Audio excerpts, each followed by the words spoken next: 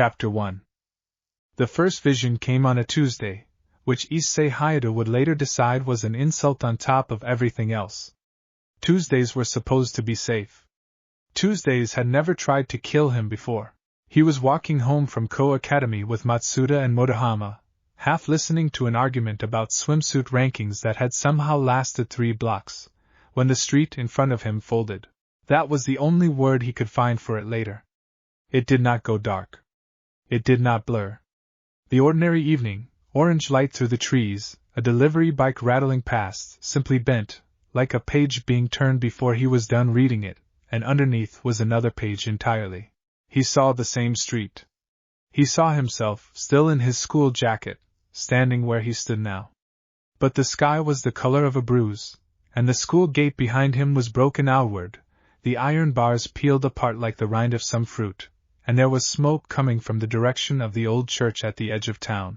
He saw Rias. She was on her knees in the wreckage of the front courtyard, one hand pressed to a wound at her side, her crimson hair dark and matted, and she was not moving fast enough to get up before something behind her closed the distance. He didn't see what the something was. He only saw her eyes find his, wide and afraid in a way he had never once seen them, not when she'd first shown him her wings, not when she told him what he was going to become. Rias Gremory was not supposed to be afraid. That was the rule of his entire world, unspoken but absolute, the axis he'd oriented himself around since the day she pulled him back from death and gave him a second, stranger life. Then the page turned back, and he was standing on an ordinary street with the orange evening light and the rattling delivery bike, and Matsuda was mid-sentence about ranking criteria, and no time at all had passed. Issei. Matsuda snapped fingers in front of his face. You ignoring me on purpose now? What? I said if you had to choose between soft-spoken and loud during, the moment, which one wins? Issei looked at his friend's face, familiar and stupid and utterly untouched by anything he had just seen, and felt something in his chest twist sideways. I don't feel good, he said, which was true in a way none of them could have understood. I'm gonna head home. He did not tell them what he had seen. He barely believed it himself. It was easier, walking the rest of the way alone, to decide it had been some kind of waking dream, a flicker of exhaustion after a week of brutal training with Akeno, a trick of low blood sugar, and too much homework. He almost had himself convinced by the time he reached the Hyoudou front gate. Then he stepped through it, and the world flickered like a bad television signal, and for 1/2 second he saw the gate ripped from its hinges and lying in the grass, and his mother's shoes, the ones by the door, scattered across the walk as if someone had knocked the entryway apart in a hurry. He stood frozen with his hand on the gate for almost a full minute before he made himself go inside. His mother was cooking. His father was watching baseball highlights. Nothing was wrong. Nothing was wrong yet, some small cold voice in the back of his skull corrected, and he hated that voice immediately, because it sounded reasonable, and reasonable was the last thing he wanted it to be. He didn't sleep much that night. He lay on his back staring at the ceiling of his room, running through the vision again and again, trying to extract details the way Akeno had once taught him to hold a memory of a battle and slow it down frame by frame. Smoke from the church. The gate broken outward, meaning something had come through it, not something trying to get in from outside but something already inside trying to get out, or was it the other way? He couldn't be sure, and the not being sure ate at him worse than the image itself. He thought about telling Rias in the morning. He decided against it, and then changed his mind twice more before he even got his shoes on. The Occult Research Club met, as always, in the old school building, in a room that always smelled faintly of black tea and old parchment, warmed by a fire that never seemed to need tending.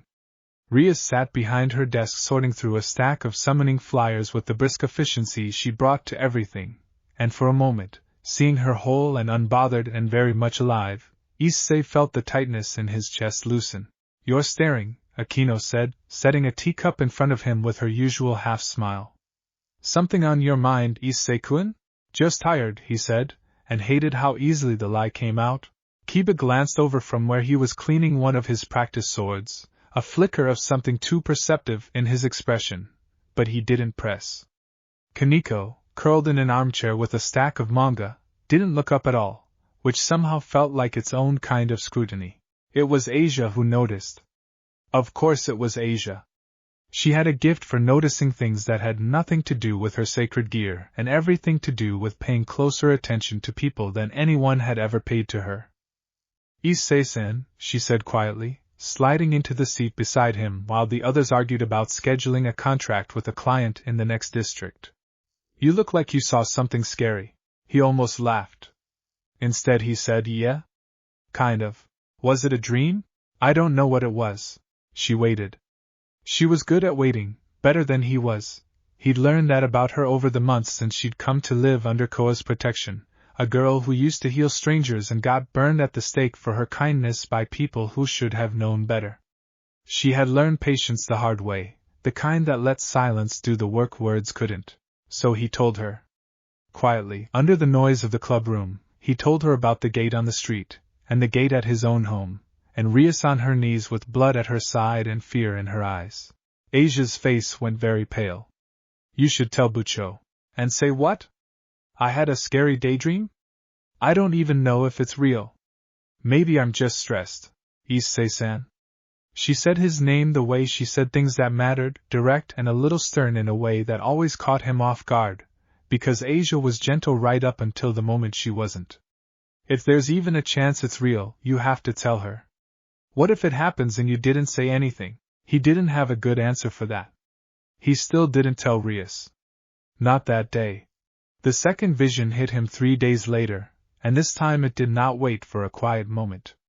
It happened in the middle of a contract, mid-fight, with a stray devil's claws inches from his shoulder and the world about to become immediately dangerous. The stray was an ugly thing, some warped hybrid of hound and something with too many joints, sent scrabbling and snarling through an abandoned factory on the edge of Ko by a summons gone wrong weeks ago. Rias's peerage had been sweeping the district for 2 days trying to run it down before it hurt someone, and now it had them cornered between rusted machinery with Kaneko circling for an opening and Kiba's blade flashing silver under the broken skylight. Issei lunged in to draw its attention, boosted gauntlet roaring to life along his arm, and the world folded again. This time the vision was longer. He saw the factory floor slick with something dark that wasn't oil. He saw Kaneko down, not moving, one small hand outstretched toward nothing. He saw Kiba on one knee, sword arm hanging wrong, blood running from a gash across his brow into his eye. He saw himself in the vision too, on the ground, gauntlet cracked and sparking uselessly, and above him the stray's claws already descending, and behind all of it, unmistakable, he saw Rias screaming his name. He came back to himself half a second too late. The real stray's claws caught his shoulder, tearing through his jacket and into flesh, and the pain was so sudden and so real that it nearly overwhelmed the horror still ringing in him from what he'd seen. Issei. Real Rias, real voice, real fear, close enough to the vision's pitch that for one disorienting instant he couldn't tell which world he was standing in. I'm fine, he gritted out, stumbling back, gauntlet flaring as he forced boost through the pain. I'm fine, keep going. Kaneko, left, it's gonna go for your left. He didn't know how he knew that. He hadn't seen it happen yet in this fight. It was pattern, instinct, something bled over from the vision that hadn't come true, or hadn't come true yet. Kaneko, trusting him without question the way she trusted very few people, pivoted left half a heartbeat before the stray lunged that direction, and her fist connected with enough force to send the creature skidding across the concrete in a heap of twitching limbs. It didn't get up again. Kiba finished it a moment later, clean and quick, and then it was over, and the factory was quiet except for everyone's ragged breathing. Rias was at Issei's side almost before the stray had stopped moving, hands already glowing faintly with a healing charm, her face tight with a worry she didn't bother hiding from him anymore. You went somewhere, she said, not a question. Just now. Your eyes went somewhere else. He should have lied. He'd been lying for 3 days, and lying was easier, and lying meant he didn't have to watch her expression change when he told her what he'd seen. But her hand was warm against his shoulder, closing the wound with quiet, practiced care, and the vision was still too loud in him to hold back a second time. I keep seeing things, he said. Before they happen. Or, I don't know if they're before. I don't know what they are. But I saw this fight go bad, Bucho. Really bad.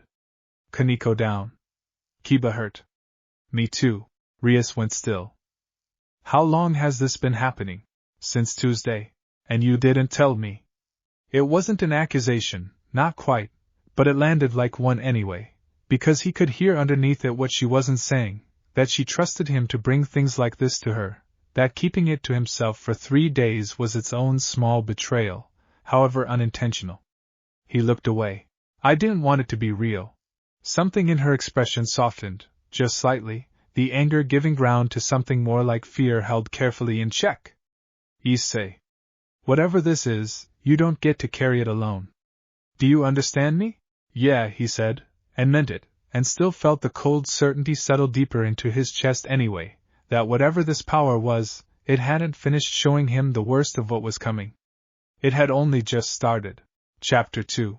They took him to Azazel first, because Azazel, whatever else could be said about him, was the closest thing any of them had to an expert in sacred gears that didn't behave the way they were supposed to. He listened to Issei's account with his usual lazy posture and entirely too sharp attention, tapping one finger against his knee. A precognitive branch, he said finally. Not unheard of, but rare, and never stable. Sacred gears reflect the will and the wound of the person carrying them, Issei. Yours started as something built for closeness. The boosted gear doubles what's already there. If it's throwing off visions now, that's not really separate from what it already does. It's doubling something else. Dread, maybe? Vigilance. Whatever you've been carrying that wants amplifying. Great, Issei said flatly. So my anxiety has a superpower now. Could be worse, Azazel said, entirely too cheerfully for the circumstances. Could be doubling something else. How do I stop it? You probably can't. Not right away, and maybe not ever, not fully. Sacred gears like this settle over months, sometimes years, and only after the wielder learns to work with them instead of fighting them. Azazel's expression sobered, just a fraction, the closest thing to genuine seriousness Issei had seen from him. But I'll tell you the part you need to hear most. A vision isn't a verdict. It's a warning shaped like a memory that hasn't happened yet. Every single vision you've had so far was of a fight, wasn't it? Something with stakes. That tells me something important. This gear isn't showing you fixed futures. It's showing you the futures where you failed to prevent the thing you're most afraid of. Which means the visions are contingent on you doing nothing new. Change what you do, and you change what you're shown. It was, Issei thought, both the most comforting and the most terrifying thing anyone had said to him all week, because it meant the visions weren't fate. It also meant they were entirely his fault if they came true. Rias called a full peerage meeting that night, and for once nobody made a joke to lighten the mood. They sat around the low table in the club room, Akeno pouring tea with hands that were, Issei noticed, very slightly less steady than usual, Kiba leaning forward with his elbows on his knees, Kaneko curled tight into the corner of the sofa with her knees drawn up, watching him with an intensity that made him feel like a puzzle she was trying to solve before it hurt someone. We treat every vision as real until proven otherwise, Rias said, laying out the terms with the calm authority that made her a good king even when her hands, like Akeno's, were not quite steady. If Issei sees something, we adjust. We don't argue about whether it's really going to happen. We plan as if it will, and we do everything we can to make sure it doesn't. And if the vision shows something we can't stop? Kiba asked, quiet. Then we find a way to stop it anyway, Rias said, in a tone that closed the subject. Issei almost believed her. The third vision came 2 nights later, and it was worse than the first 2 combined, not because of what it showed but because of when it came, not during a fight, not during any moment of danger at all, but while he was lying in bed, half asleep, safe, with nothing threatening anywhere near him. It came like a door kicked open from the inside. He saw the clubroom. He saw it burned. Not burned like fire had passed through and moved on, but burned the way a wound festers, black scorch marks radiating out from the center of the floor where the summoning circle used to be, the old furniture reduced to char, the windows blown outward in a frozen spray of glass caught mid-fall, and whatever strange logic governed the visions. He saw Rias's desk overturned. He saw a stain on the floor, dark and wide, that he refused, even in the vision, to let himself think too hard about the source of. He saw no bodies. That should have been a comfort, and instead it was the worst part, because his mind filled the absence in with every terrible possibility it could invent, unconstrained by whatever the vision had actually chosen to show him. He woke gasping, tangled in his sheets, heart slamming so hard he could feel it in his teeth. He didn't wait until morning this time. He was out the window and across the rooftops, a trick Kiba had drilled into him more times than he could count, use of devil reflexes to cover ground fast without waking the whole neighborhood, and at the old school building within 20 minutes, hammering on the door until Akeno, in a robe with her hair loose, opened it looking more alarmed than he had ever seen her. Issei-kun, what? Where's Bucho? He said. Is she okay? Is everyone okay? Everyone's fine. Everyone's here. Come in, come in. She pulled him inside, and there was Rias, already awake, already coming down the stairs from the room she sometimes stayed in above the club, wrapped in a blanket and blinking sleep from her eyes but alert in an instant the moment she saw his face. Another one, she said. He told them. The burned room. The overturned desk. The stain on the floor he wouldn't name. By the time he finished, Rias's jaw was tight enough that a muscle stood out along its line, and Akeno had gone very quiet, the kind of quiet that in her was more dangerous than shouting. This isn't random, Rias said. 3 visions. A street near the school. Your house. Now this room. Whatever's coming, it's not aiming at one person. It's aiming at everything you love, Issei. Everywhere you feel safe. Why, he said, and it came out smaller than he meant it to. Why would it do that? What's even doing this? Nobody had an answer for him. Not that night. Gremory arrived the next afternoon, summoned by Rias through channels that made it clear this had stopped being a matter the peerage could handle quietly among themselves. The ultimate queen of the Gremory house listened to the account with her usual immaculate composure, and when she spoke, her voice carried the particular weight of someone choosing every word with care. There is precedent, she said, though it is not precedent I would share lightly. There have been sacred gears, across the long history of such things, that manifest what the old texts call a Cassandra branch. Named, appropriately, for the seer who was cursed to know the truth of what was coming and never be believed in time to stop it. Such gears are rare, and every recorded case ends one of 2 ways.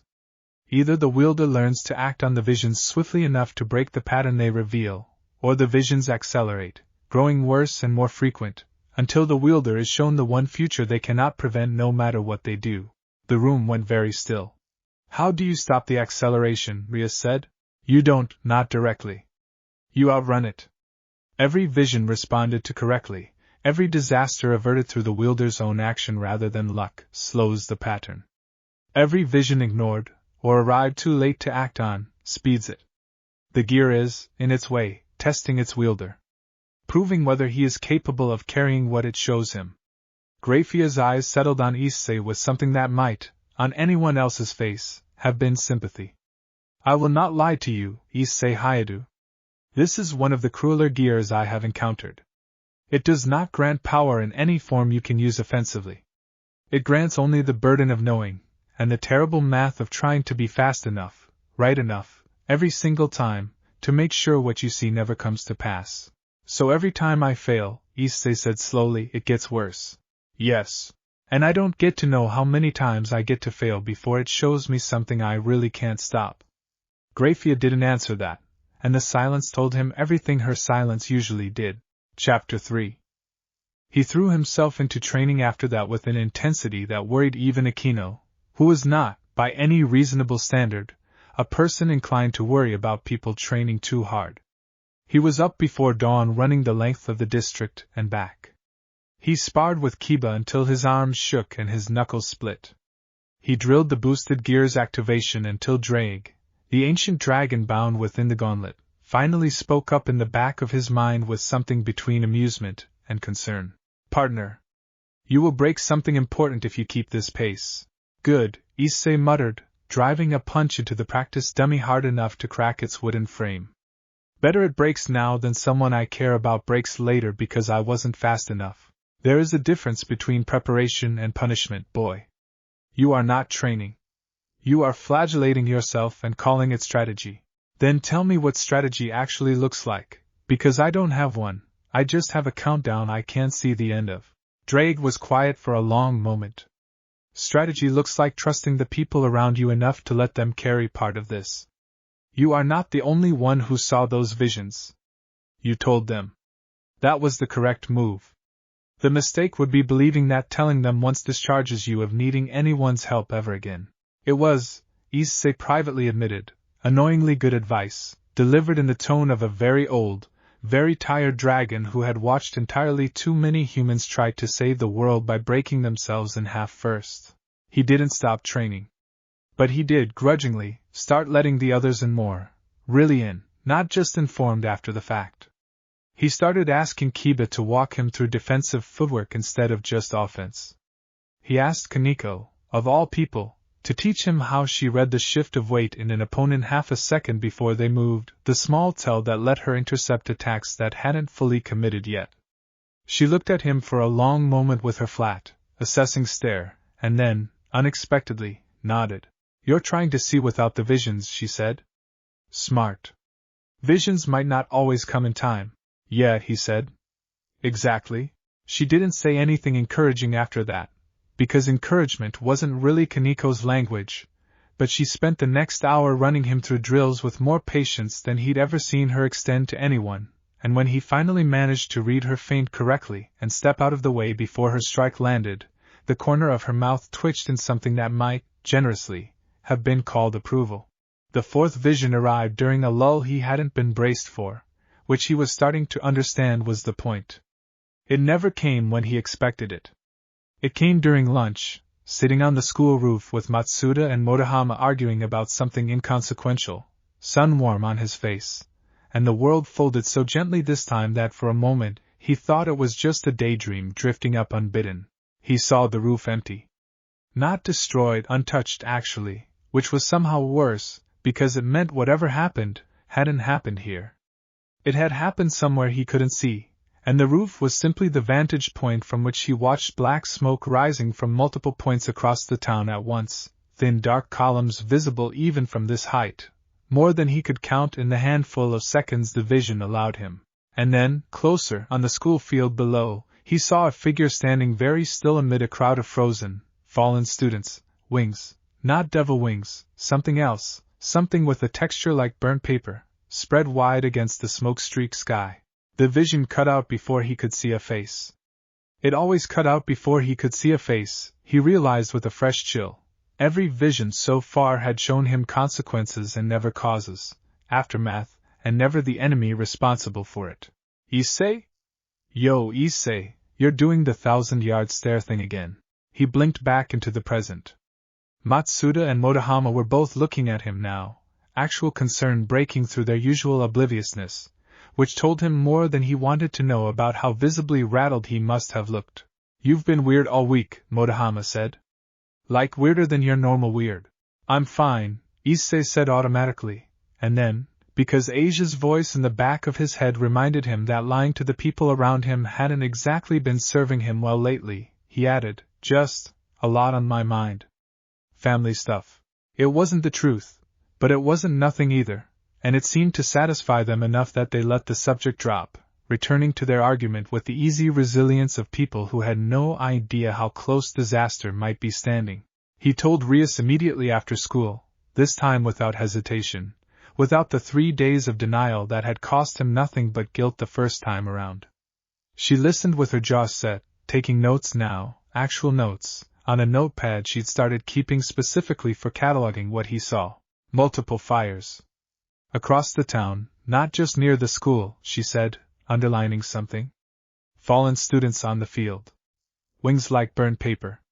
That's not devil, and it's not angel, and it's not anything in the fallen angel registry Azazel gave us either. You think it's something new? I think, Rias said slowly, that it might be something old. Something none of us have had reason to think about in a long time, because it hasn't shown its face in this town in generations. She wouldn't say more than that until she'd confirmed it, which was its own kind of unsettling, watching her go quiet and careful in a way that wasn't like her at all. It took 2 days of research, most of it done by Rias and Akeno together late into the night with old texts borrowed, through channels Issei didn't fully understand, from the Gremory family archive itself. When Rias finally called the peerage together to explain, her expression was graver than he had seen it since the day Riser Phoenix had come to claim her as his bride. "There's a being sealed beneath the outskirts of this town," she said. "Older than the current balance of factions, older than most of what's written in any church or Gregory record. The seal was placed by an alliance of the three factions centuries ago, back when devils and angels and fallen angels still occasionally agreed on something, because whatever this thing is, it was dangerous enough that none of them wanted to face it alone. The seal has held for a very long time. It should still be holding." "Should be," Kiba said, catching the qualifier immediately. "Should be," Rias agreed. "But seals like this aren't static. They degrade. And something, I don't know what yet, has been accelerating that degradation. If Issei's visions are showing us fires across the town, students falling, wings like burnt paper on the school field, then what we might be looking at is the seal failing entirely, and something walking free that this town has not seen in centuries." The room absorbed that in silence. "How long do we have?" Issei asked. "I don't know," Rias admitted, and it was the first time in a long time he'd heard her say those three words without trying to soften them. "But every vision you've had so far has been getting closer to something. Closer in scale, closer to a moment none of us can walk back from. I think we're running out of time to be careful about this." "Then we stop being careful," Issei said. "Tell me what to do." She looked at him for a long moment, something unreadable passing behind her eyes, and then she nodded, and for the first time since the vision started, he saw something that looked almost like relief on her face, not because the danger had lessened, but because he'd stopped trying to shoulder it alone in the dark, and had finally, fully, put himself back in the fight beside her instead of standing apart from it, burdened and afraid. "We find the seal," she said. "And we make sure it holds." Chapter 4. The seal, when they found it, was nothing like Issei had imagined. He pictured something dramatic, a great stone door, chains wrapped around a mountain, some ancient monument bristling with warning glyphs. Instead, Rias led them to an unremarkable clearing in the forest at the edge of town, where a single weathered stone, no taller than his waist, sat half swallowed by moss and root, engraved with symbols so worn by time that they were barely visible even up close. "This is it?" Matsuda would have made a joke about anticlimax if he'd been there, but Matsuda wasn't there, because Matsuda, blessedly, still knew nothing about any of this, and Issei intended to keep it that way as long as he possibly could. "Power doesn't always look like power," Akeno said, crouching beside the stone, her fingers hovering just above its surface without touching. "This has been holding something enormous in place for centuries. Of course it doesn't look impressive. If it looked impressive, someone would have tried to steal it or destroy it a long time ago." She closed her eyes, murmuring something under her breath, and the air around the stone shimmered faintly, a lattice of near-invisible lines becoming, for a moment, just barely visible, a web of old and patient magic, still holding, but Issei could see even without any training in this kind of sensing that the lattice was thin in places, worn like fabric rubbed too many times in the same spot. "It's failing," Akeno said quietly. "Not all at once. But steadily. Something's been picking at it." "Picking at it how?" Kiba asked. "Ritual erosion, probably. Small rites performed nearby, repeatedly, designed to wear down a specific point in the seal rather than break it outright. Subtle work. Patient work." Akeno opened her eyes, and there was an edge in them Issei rarely saw, cold and sharp. "Someone's been doing this deliberately, and for a long time. Who would want to let this thing out?" Issei asked. "That," Rias said grimly, "is what we need to find out before it happens rather than after." They set up a rotating watch on the clearing that night, though watch turned out to be the wrong word for what actually happened, because nothing so obliging as a lurking cultist showed up to be caught red-handed. What happened instead, an hour past midnight while Issei and Kaneko sat the first shift, was the fifth vision, and it came harder than any before it, hitting him with enough force that he actually staggered, catching himself against a tree while the world twisted sideways around him. This time the vision didn't fold gently into another scene. It came in fragments, fast, layered, more than he could process in the handful of seconds the gear allowed him. He saw the clearing, the stone shattered, black light pouring up out of the earth like something exhaling after a very long-held breath. He saw the sky above Ko, not just smoke now but something worse, a wrongness in the color of it, purple-black and wrong in a way that hurt to look at even in the vision. He saw Rias, this time not on her knees but standing, facing something he still couldn't see, her wings spread, her expression set in the particular fierce calm she wore when she had already decided she wasn't going to survive whatever came next but intended to make it cost as much as possible anyway. He saw himself, beside her, gauntlet blazing, and for the first time in any of the visions, he didn't see himself losing. He saw himself standing, but the vision didn't end there. It pulled back further, wider, and he saw the town beyond them, and there were people, ordinary people, people who had nothing to do with any of this, people like his parents, like Matsuda and Motohama, like the shopkeepers and students and everyone who had built lives in Ko with no idea any of this existed beneath the surface of things. And some of them were running, and some of them were not moving at all. The vision cut out on that image, and he came back to himself on his knees in the dirt, Kaniko's small hand gripping his shoulder hard enough to hurt, her voice sharp with alarm. Issei. Issei, breathe. What did you see? He told her, once he could speak again, everything, the shattered stone and the wrongness in the sky and Rias standing instead of falling and the people in the streets who might not make it out. It's not just about us anymore, he said. It's not just the club, it's not just the school. If this thing gets loose, it's the whole town. Kaniko's expression, usually so carefully flat, cracked just slightly, worry showing through in a way she rarely allowed. We have to tell Bucho. Now. It's past midnight. She'd rather know now than sleep through the last quiet night we get, Kaniko said, already pulling him to his feet, and he didn't have the heart, or honestly the desire, to argue with that logic. Rias listened to the account in her nightclothes, hair loose, expression growing more and more still as he spoke, until by the end she looked less like a teenage girl woken from sleep and more like the head of a great house receiving a report she'd known, on some level, was coming. A shattered seal. The whole town at risk. And you standing, she repeated, when he finished. Not falling this time. Yeah. Do you understand what that means, Issei? He hadn't, not fully, not until she said it out loud with that particular note of fierce hope in her voice that he'd learned, over the months, to recognize as the sound of her refusing to give ground to despair even when despair would have been the easier, more reasonable choice. It means the visions are responding to what we've actually been doing, she said. Every time before you were caught flat-footed, reacting too late, alone in your own head with something you hadn't told anyone. This time you've been training, you've let the others in, we've found the seal, we're already moving to stop this instead of waiting for it to happen to us. The vision changed because we changed. Grafia was right. This isn't a prophecy carved in stone. It's a warning that gets kinder the harder we work to deserve it. Or it's just showing me the version where I don't die instead of the version where the town does, Issei said. That's not exactly a win, Bucho. No, Rias agreed, quiet now, serious in a way that cut through her earlier fire. It isn't. Which means we're not finished. We know what's coming, roughly. We know where. We even, now, know it can be survived, if we're fast enough and smart enough and don't waste what time we have left. She met his eyes steady. So we don't waste it. We move at first light.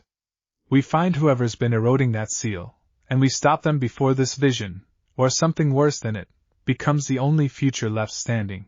Chapter 5. The trail, once they knew to look for it, wasn't as well hidden as its architect probably believed.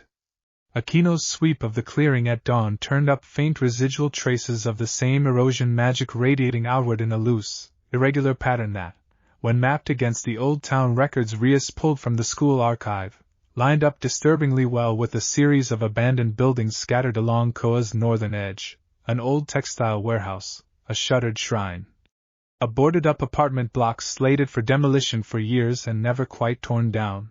Someone's been using condemned buildings as staging points, Kiba said, studying the map. Easy to move through unnoticed. Easy to leave without a trace. Human, then, Akeno said? Or human adjacent? Something that needs cover from the kind of attention devils and angels don't usually worry about. Or something that wants us to think that, Rias said, right up until it doesn't matter what we think anymore. They split into 2 teams to canvass the sites, Rias insisting, over Issei's objection, that he stay paired directly with her rather than off with Kiba or Kaneko, on the grounds that if another vision hit him mid-search, she wanted to be the one making the call on how to respond, not relying on a report relayed after the fact. He didn't love being treated like a liability, but he understood the logic, and more than that, he trusted her judgment more than he trusted his own pride, which was, he privately reflected, probably a sign of actual growth on his part. The old textile warehouse turned out to be the site. They knew it the moment they stepped through the rusted loading door, and the air itself seemed to thicken, heavy with the same residual erosion signature Akeno had traced in the clearing, concentrated here into something dense enough to taste at the back of the throat. Someone's been here recently, Rias murmured, crimson light already gathering faintly around her hand, ready. Very recently. The vision hit Issei without warning, no lull to brace through this time, slamming into him mid-step with a violence that dropped him to one knee. He saw the warehouse floor, this same floor, cracked open along a fault line of dark light, and at the center of it a figure. Finally a figure, not just aftermath but the source itself, though even now the vision refused him a clear look at a face, showing him only an impression of height and stillness and those same burnt paper wings spreading slow and wide against the ceiling that wasn't there anymore, torn away to reveal the wrongness of the sky beyond. He saw Rias raising her hand, gathering power he had never seen her draw on before, something that felt less like her usual fire and more like the full, terrible weight of everything the Gremory name actually meant when a great house stopped holding back. And he saw, at the edge of the vision, himself, not standing beside her this time but ahead of her, gauntlet raised, taking whatever came first so that she wouldn't have to. The vision let go of him all at once, and he came back to his body already moving, already stepping forward, already understanding on some instinctive level below conscious thought that whatever choice the vision had shown him, he intended to make it real on purpose rather than have it happen to him by accident. Something's here, he said, voice tight. Right now. Close. Rias's eyes sharpened, crimson light flaring brighter around her raised hand. Where? He didn't have to answer. The warehouse floor ahead of them groaned, dust sifting down from the rafters, and from the shadows between 2 rusted looms, a figure unfolded itself into the gray morning light filtering through broken windows, tall, cloaked in something that moved like fabric but caught the light like ash, and behind its shoulders, slow and deliberate, wings spread wide, wings that looked, exactly as the vision had shown him, like burnt paper about to crumble, and yet somehow holding together anyway. For the first time, Issei was looking at the thing his sacred gear had been trying to warn him about all along, and standing this close to it, feeling the low, patient wrongness radiating off it like heat off summer pavement, he understood with sudden, complete clarity that every vision so far, the burned clubroom, the broken gate, Kaneko down and Kiba bleeding, Rias on her knees, had not been separate warnings at all. They had been chapters of the same story, each one showing him a little more, each one daring him to fail to act in time, and this warehouse, this morning, this creature unfolding out of the shadows with centuries of patient hunger behind its stillness, was the moment all of those warnings had been circling toward from the very start. Butcho, he said quietly, gauntlet flaring to life along his arm, crimson light answering crimson light as Rias stepped up beside him, her expression set into the same fierce, unyielding calm he'd seen in the vision. Whatever this is, we don't let it get past us. No, Rias agreed, power gathering bright and terrible around her raised hand, we don't.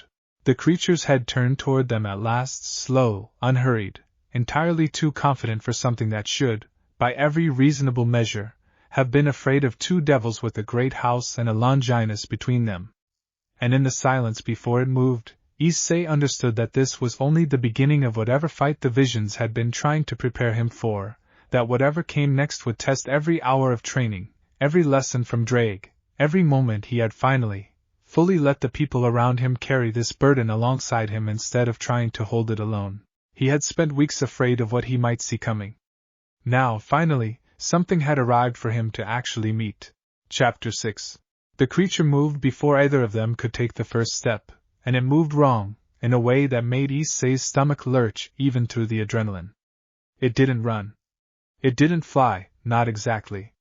It simply was somewhere else, closer, the burnt paper wings folding shut and then open again like a held breath, and the space it had occupied a heartbeat earlier was simply empty, as if the warehouse had briefly forgotten it belonged there.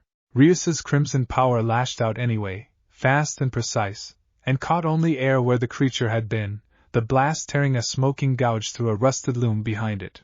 It's not teleporting. Akeno's voice came sharp through the small earpiece Rias had insisted they all wear since the vision started.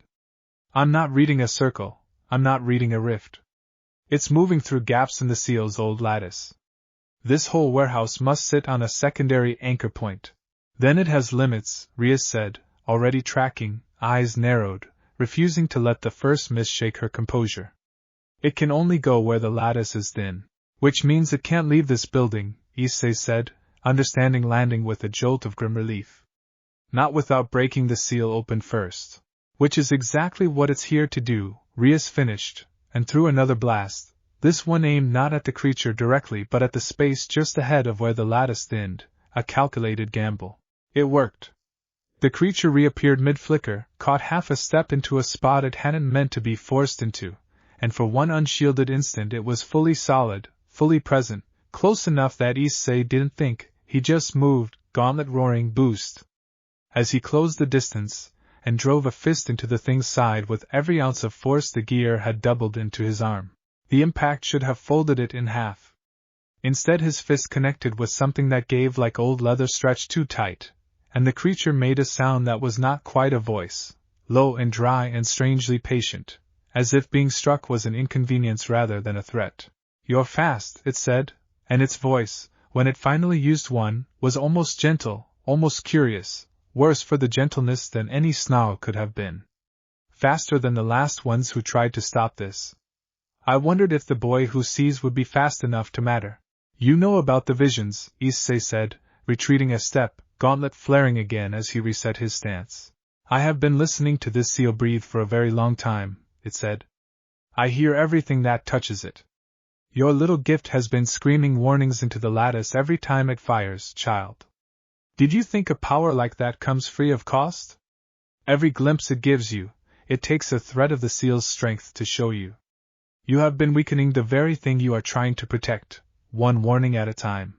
The words landed like a physical blow, worse than the fist he'd just thrown, because some cold, honest part of him recognized immediately that it might be true, and Rias, beside him, went rigid with the same recognition. That's not possible, she said, though her voice carried the particular tightness of someone arguing against something she couldn't yet disprove. Grafia would have known. Azazel would have known. Would they? The creature said, unfolding its wings a fraction wider, or did they simply not think to ask what a boy's fear was actually feeding on? Chapter 7. It lunged again while they were still absorbing that, faster this time, angling not for Issei or Rias but past them both, toward the center of the warehouse floor where the old erosion marks pooled thickest, and Issei understood with a spike of pure panic that it had been buying time, testing them, and now it intended to finish what it came here to do. Stop it! Rias's power flared to full brightness, no longer testing, and she threw herself into its path with a ferocity that made Issei's chest ache to watch, because he recognized it now, recognized it exactly, the same fierce unyielding stance he'd seen in the vision, the version of her that had already decided the cost didn't matter as long as it bought enough time. He would not let that be the version that came true. Boost!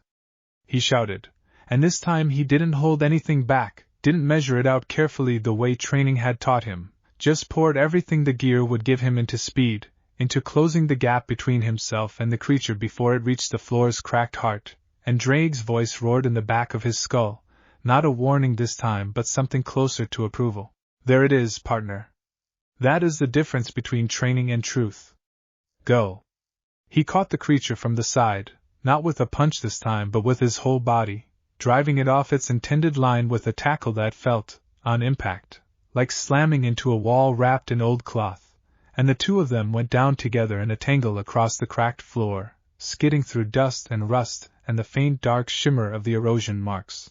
It was strong, far stronger than its thin frame suggested, and it twisted beneath him with a wrongness of joints that made his skin crawl, but he held on, gauntlet blazing, because he understood, with the total clarity that only comes when there is no more time left to hesitate, that if it reached that fault line even for a second, everything the visions had been warning him about would stop being a warning and start being simply what happened next. Rias's power came down a heartbeat later, a lance of crimson light aimed with surgical precision at the creature's exposed side, and this time it connected fully, no gentle giving of old leather but a genuine wound, the creature shrieking in that same dry, patient voice gone suddenly ragged with real pain. It didn't die. Issei understood, even as he scrambled back and Rias hauled him up beside her, that things like this didn't die from a single well-placed blast, not creatures old enough to have been sealed by 3 factions working in uneasy alliance centuries ago. But it recoiled, wings snapping shut around itself in something that might have been a flinch, might have been retreat, and when it spoke again its voice had lost the gentleness entirely. You bought yourselves a delay, it said. Nothing more. The lattice is thinner than you understand. I do not need to break it in one strike. I only need it thin enough for the smallest crack to finish the work on its own, and every vision your little seer pulls from it hands me exactly that. Then I'll stop having visions, Issei said, even as some part of him recoiled at the idea, because the visions were the only warning system they had, the only reason they'd found this warehouse at all instead of walking blind into whatever the future had planned. You can't, Rias said quietly, before the creature could answer. That's not how this works, and it knows it. It's trying to make you doubt the one tool that's actually been keeping us ahead of it. The creature's stillness in that moment felt, to Issei, like confirmation, though he couldn't have said exactly why. Clever girl, it said to Rias, and there was something almost like respect buried in the dry rasp of its voice. You are correct. I cannot make him stop. But I did not need to. Fear does that work for me, given enough time, and he has been very afraid indeed. It didn't wait for a response. The burnt paper wings snapped open once more, and it was gone, not fleeing exactly, more like withdrawing, folding itself back through whatever gap in the lattice had let it slip in and out of true visibility, leaving behind only the smell of old ash and the low, unsettled hum of a seal that had, Issei could feel it now without needing Akeno to confirm it, grown thinner in the last 5 minutes than in the previous 5 centuries combined. Rias stood very still in the aftermath, chest heaving, crimson light slowly fading from around her hand, and when she finally turned to him, her expression wasn't triumph, not with the creature still out there somewhere, still patient, still certain of its own eventual victory. It's not wrong, is it? Issei said quietly. About the visions costing something. I don't know, Rias admitted, which from her was its own kind of answer, because Rias Gremory did not often admit not knowing things. But I know it wanted you to believe you're the problem.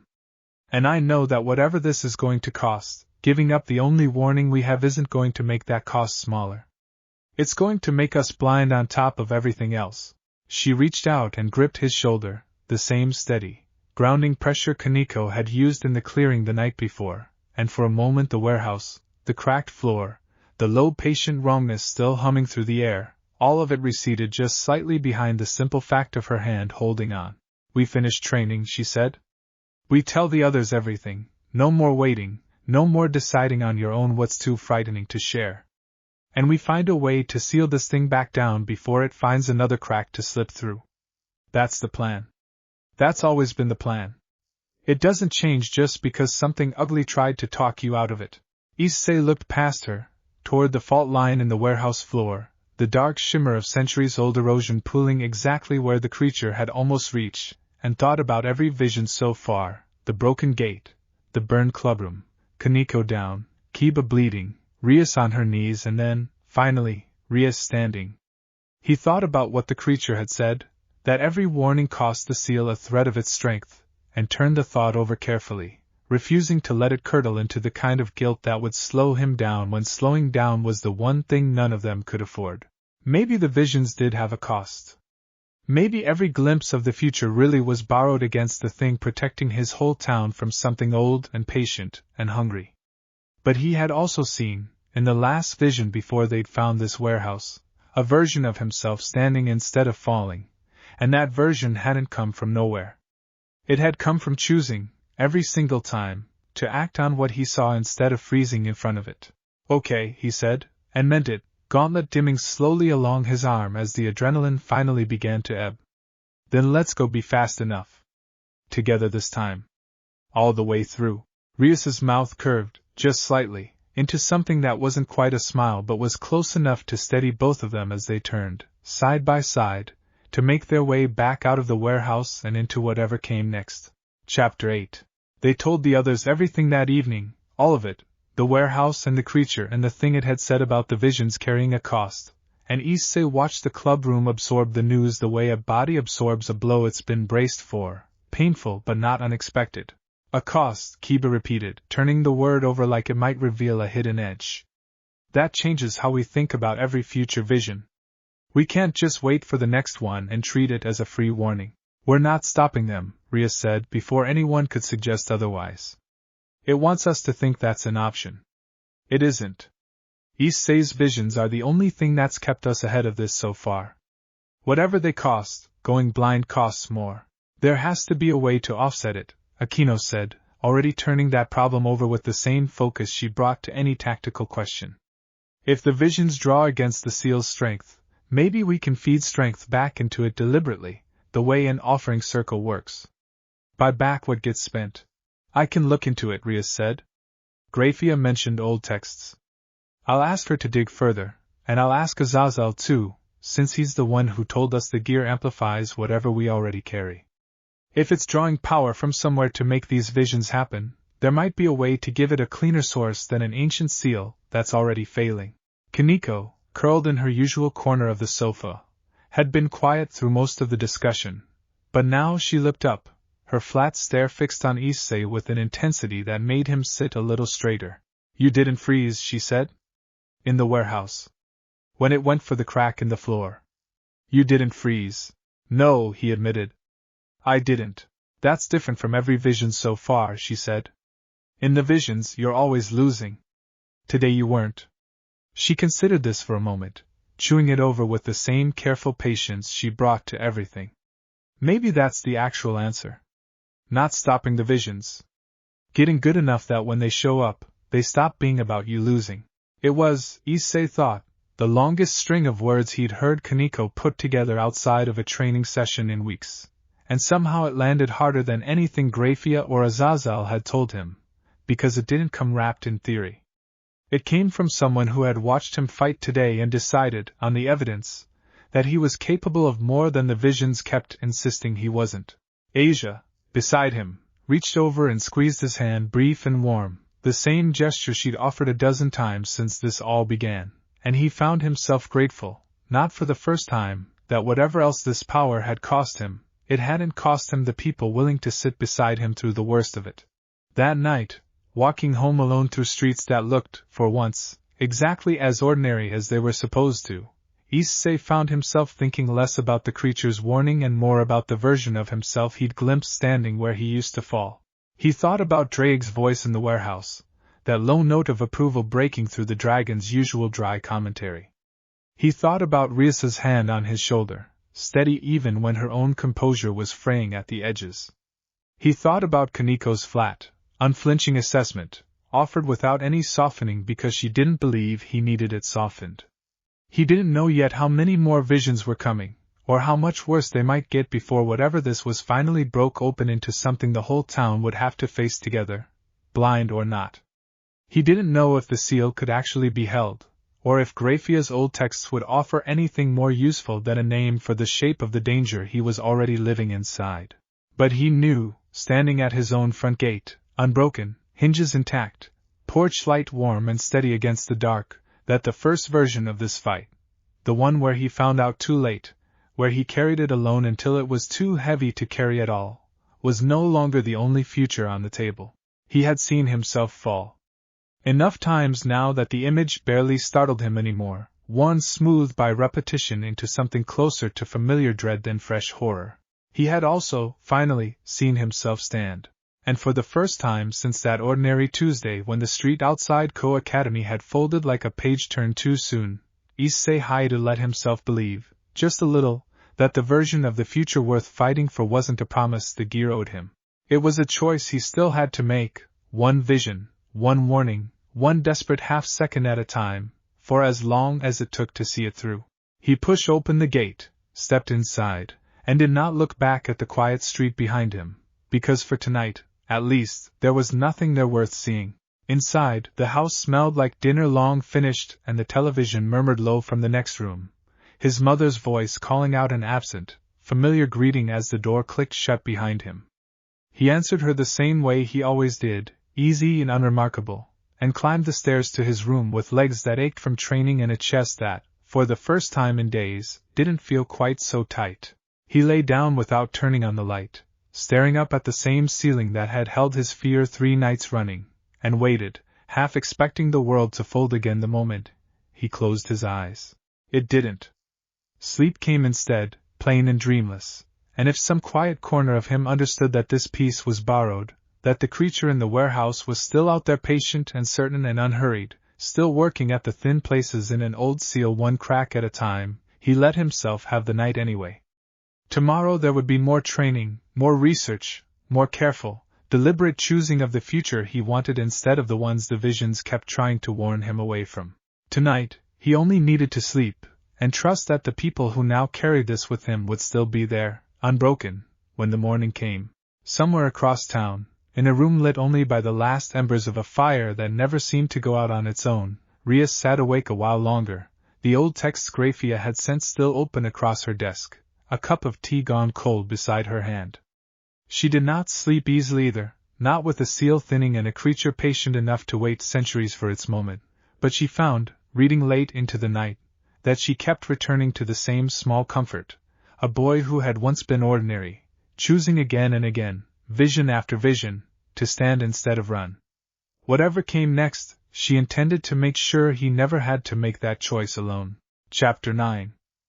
Azazel's answer, when Rias finally reached him about the cost of the visions, was not the reassurance any of them had hoped for. "It's telling the truth," he said, spreading a set of old diagrams across the clubroom table, sketches of lattice structures that looked, to Issei's untrained eye, like a spiderweb drawn by someone who never quite trusted straight lines. Precognitive sacred gears don't manufacture information out of nothing. They borrow it. Usually from probability itself, which is abstract enough that nobody feels the debt. But if this branch of the gear is drawing specifically off a nearby lay structure instead of the general fabric of possibility, because the seal happens to be the loudest, most information-dense thing humming nearby, then yes. Every vision is going to cost that structure something. That's not a design flaw. That's just how the math works when a starving power reaches for the nearest source of food. So every time I try to protect people, Issei said slowly, I'm making the actual threat worse. You're making one specific threat marginally worse in exchange for making every other threat survivable, Azazel said, unbothered by the bleakness of it in a way that Issei was starting to recognize as the fallen angel's particular flavor of comfort. That's not nothing, kid. That's a trade most people would take without blinking. The question isn't whether to keep having visions. It's whether you can close the gap fast enough that the trade stops mattering before the seal runs out of thread to give. Close the gap how? Rias asked, arms crossed, already several steps ahead in her own head. Issei could tell, weighing options she hadn't voiced yet. Feed the lattice something else to draw on, Azazel said.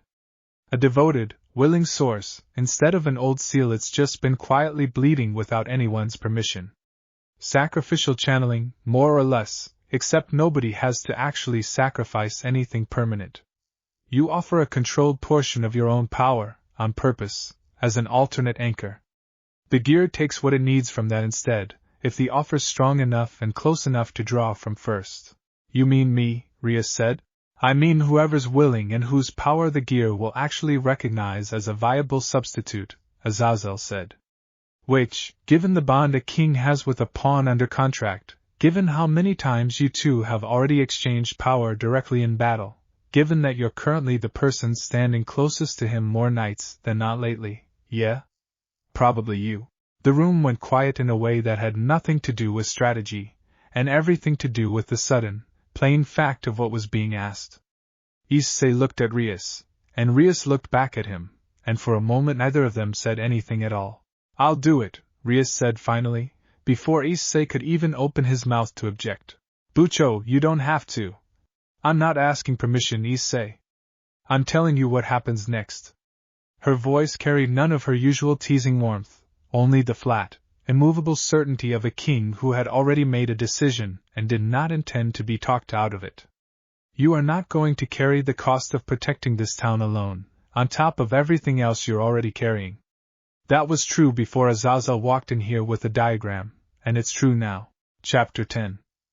The ritual, when Akeno and Rias worked it out between them over the following 2 days, turned out to be less dramatic than Issei had braced for, and somehow more intimate for exactly that reason. No grand circle. No dramatic incantation.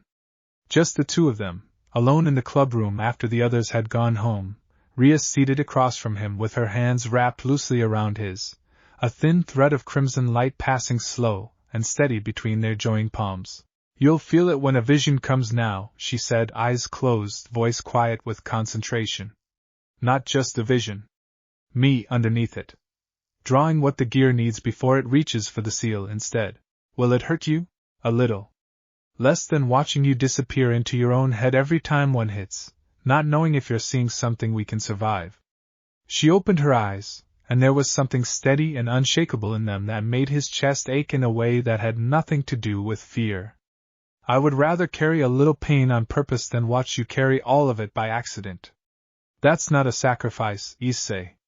That's just what it means to be your king. He didn't have a response worthy of that, so he simply held on, and let the thread of crimson light settle warm between their palms, and tried not to think too hard about how thoroughly his life had rearranged itself around a girl who kept insisting, in 100 small unglamorous ways, that his burdens were hers to share rather than his to hide. The sixth vision arrived 2 nights later, while they were sparring in the clearing near the seal, and it announced itself differently this time, not the violent, disorienting fold of before, but something gentler, almost like slipping sideways into a dream he was still half aware of standing outside.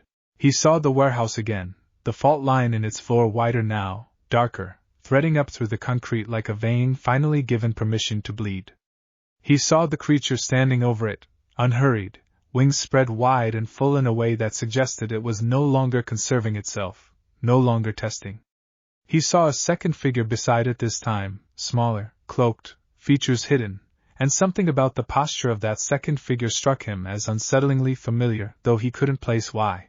He saw the town beyond the warehouse walls, and this time the vision lingered there instead of cutting away, showing him street after street he recognized, the convenience store near his house, the crossing by the train station, all of it touched by that same wrongness in the sky he'd glimpsed before, purple-black and pressing low over the rooftops like weather that had learned to want something. And then, at the very edge of the vision, he felt it, not saw, felt, a warmth threading through the horror of the image, steady and familiar, and he understood, even inside the vision, that it was Rias, exactly as she'd promised, drawing the cost of this warning toward herself instead of the seal. The vision released him gently this time, no violent snap back to his body, just a slow surfacing, like coming up from deep water toward a light he trusted was there the whole time. You're back, Rias said, close beside him, her hand still resting lightly against his arm from where she'd caught him before he could stumble. What did you see? He told her. The wider fault line. The creature, no longer testing. The second figure, cloaked, unnervingly familiar in a way he couldn't yet name. The wrongness spreading over streets he knew by heart. A second figure, Rias repeated, frowning. An ally? A servant? I don't know. But something about the way it stood. He shook his head, frustrated at the gap in his own memory, the vision already fading at the edges the way dreams did. I've seen that posture before. I just can't place where. Then we keep our eyes open, Rias said. And we trust that if it matters, you'll remember before it's too late to matter. She squeezed his arm once, gently, and he noticed, only now that the adrenaline was fading, a faint tightness around her eyes that hadn't been there before the vision hit. How do you feel? Fine. Better than usual, actually. Less like getting hit by a truck. He studied her more closely. How do you feel? Fine, she said, in a tone that was just a fraction too quick, too practiced, and he recognized it immediately because it was the exact same tone he'd used on her, 3 nights running, before he finally told her the truth about the first vision. Bucho. It's manageable, Issei. That's all you need to know right now. She held his gaze, daring him to push, and after a moment he let it go, not because he believed her completely, but because he understood, watching her, that she needed this to be her choice to make in her own time, the same grace she'd extended him when the visions first started. Chapter 11. The familiar posture from his vision found its answer 3 days later, in the most ordinary possible setting, the school cafeteria, during lunch, while Issei sat across from Matsuda and Motohama arguing about nothing in particular, and a new transfer student walked past their table on her way to the serving line. She was small, dark-haired, quiet in a way that made her easy to overlook in a crowded room, and Issei might have overlooked her entirely if she hadn't paused, just for a half-second, at the edge of his peripheral vision, head tilted at an angle that struck him with sudden, cold recognition. That posture. That exact tilt of the head, cloaked in the vision, unhood here in ordinary daylight, but unmistakably, sickeningly the same. He didn't react outwardly, years of training with Kiba and Kaneko finally paying off in the form of a carefully blank expression, while his mind raced. He watched her collect her tray and settle at a table near the windows, alone, and something about her stillness there, the careful economy of her movements, read less like teenage awkwardness and more like someone deliberately practicing at being unremarkable. Hey, who's the new girl? He said, low, interrupting Matsuda mid-sentence. Huh! Oh, transferred in last week, I think. Some second-year class? Why, you interested?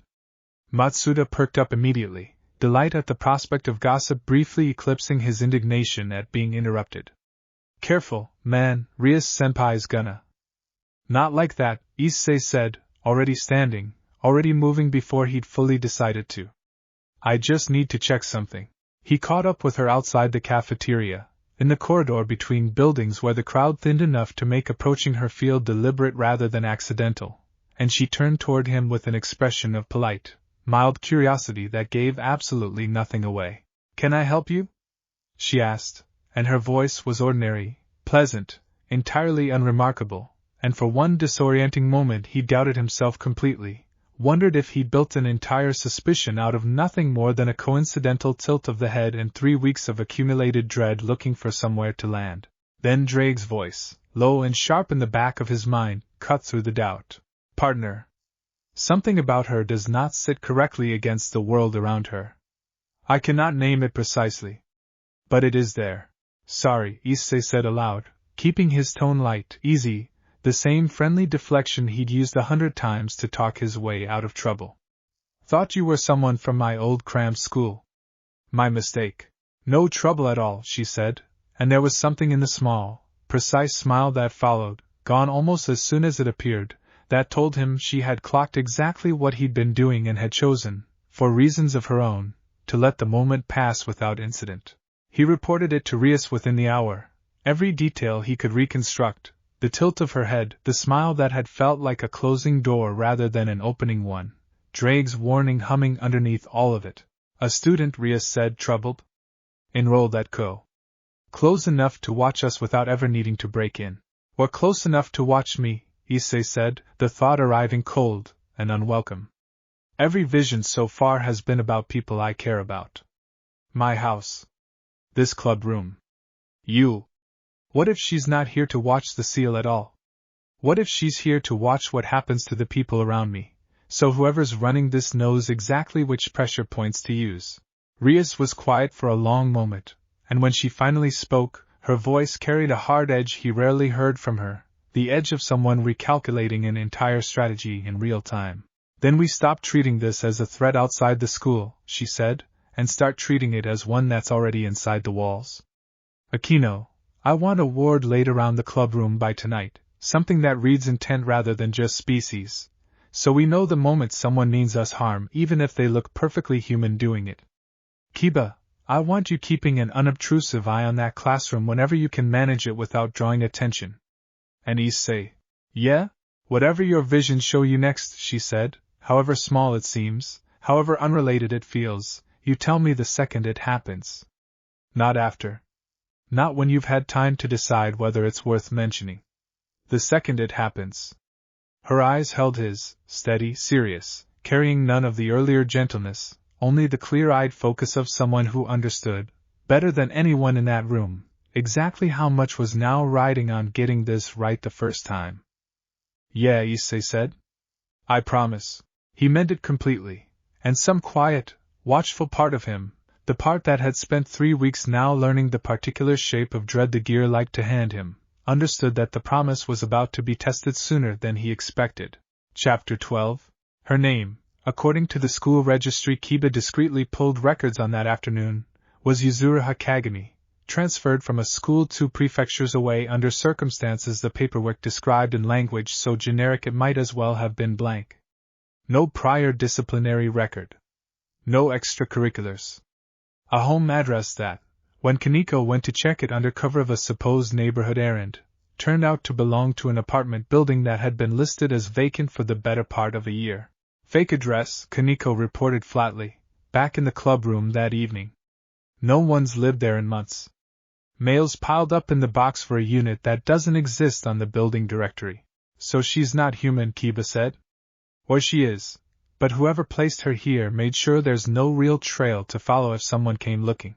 Both, maybe, Akeno said, frowning over the ward diagrams she'd been sketching all afternoon.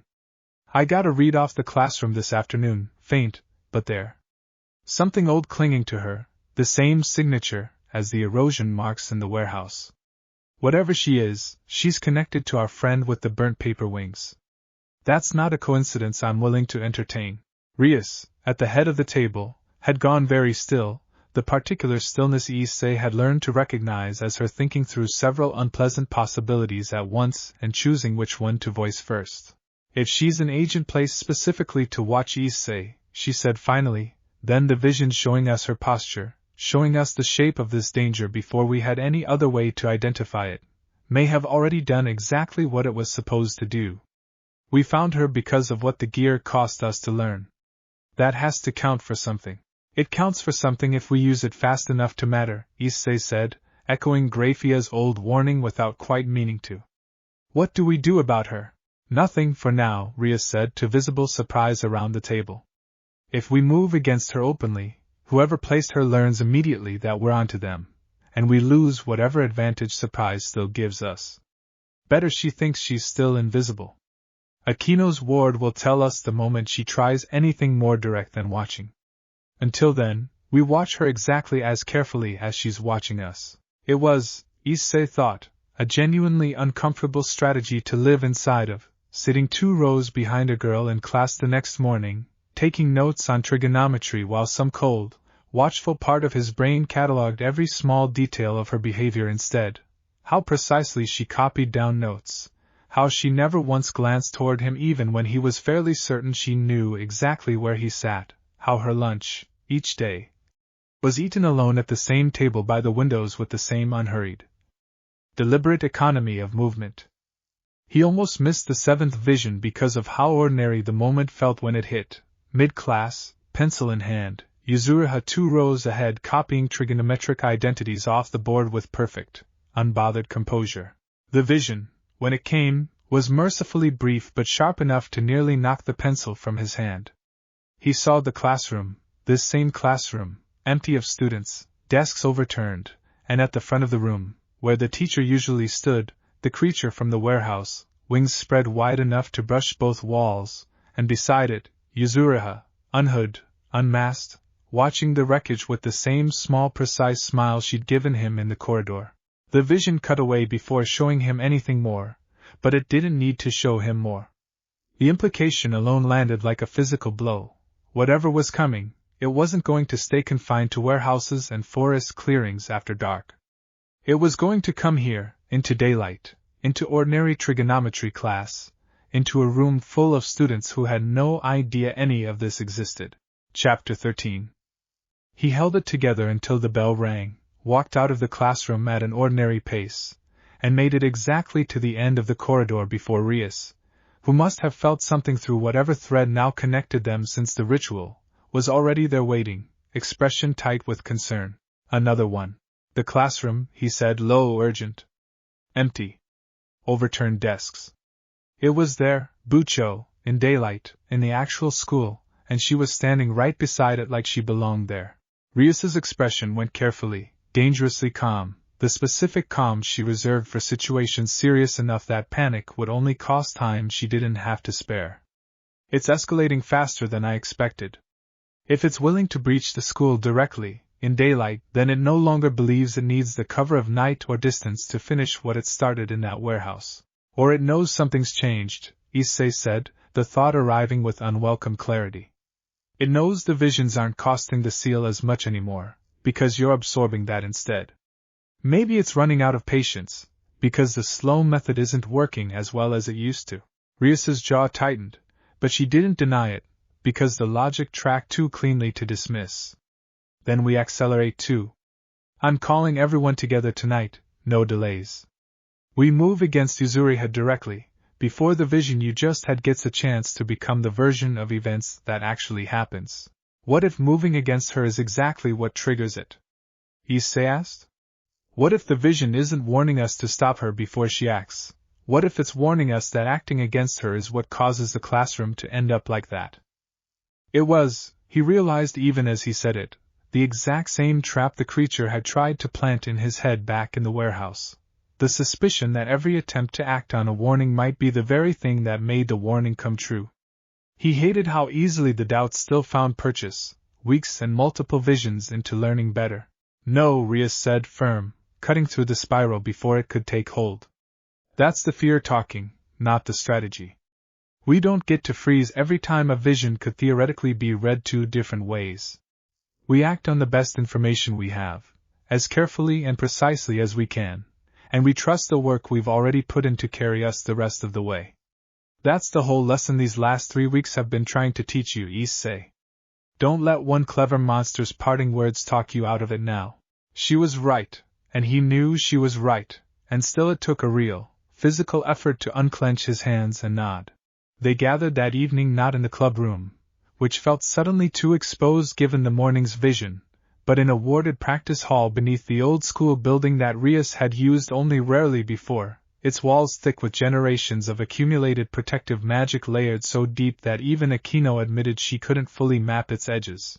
If Yuzuriha is what we believe she is, Rias said, laying out the plan with the same crisp authority she'd brought to every crisis since this began, then confronting her openly at school risks exposing all of this to a building full of humans who have no context for what they'd be witnessing. So we don't confront her at school. We draw her somewhere private, on our terms, where we control the ground. How do we draw her out without tipping our hand that we already suspect her? Kiba asked. We don't need to hide that we suspect her, Rias said. We need her to believe engaging us is still to her advantage. Which means we let her see exactly enough of our hand to think she understands the whole picture, while keeping back the piece that actually matters. Her eyes moved to Issei. The visions. She doesn't know how far ahead they've let us see. If she believes she's still operating with the element of surprise, she'll come at us on schedule, on her terms, walking into ground we've already prepared. And if she doesn't come alone, Akeno said. If the creature comes with her, then we make sure the ground we've prepared is strong enough to hold both, Rias said, and something in her voice, quiet and absolutely certain, made Issei believe, for the first time since the 7th vision, that this really was a fight they could walk into on their own terms instead of merely surviving whatever terms were handed to them. Chapter 14. The trap, such as it was, required patience Issei found harder to manage than any of the physical training that had come before it. For 3 days they went about ordinary school life exactly as before, Issei taking his usual seat 2 rows behind Yuzuriha, the club conducting its usual business of contracts and territory sweeps in the evenings, every outward appearance suggesting nothing at all had changed, while underneath it Akeno quietly finished laying a second, deeper ward around a disused shrine on the school's back grounds, chosen deliberately for its proximity to a minor secondary fault in the seal's old lattice. Close enough to be tempting bait, far enough from the main population of the school to keep any confrontation contained.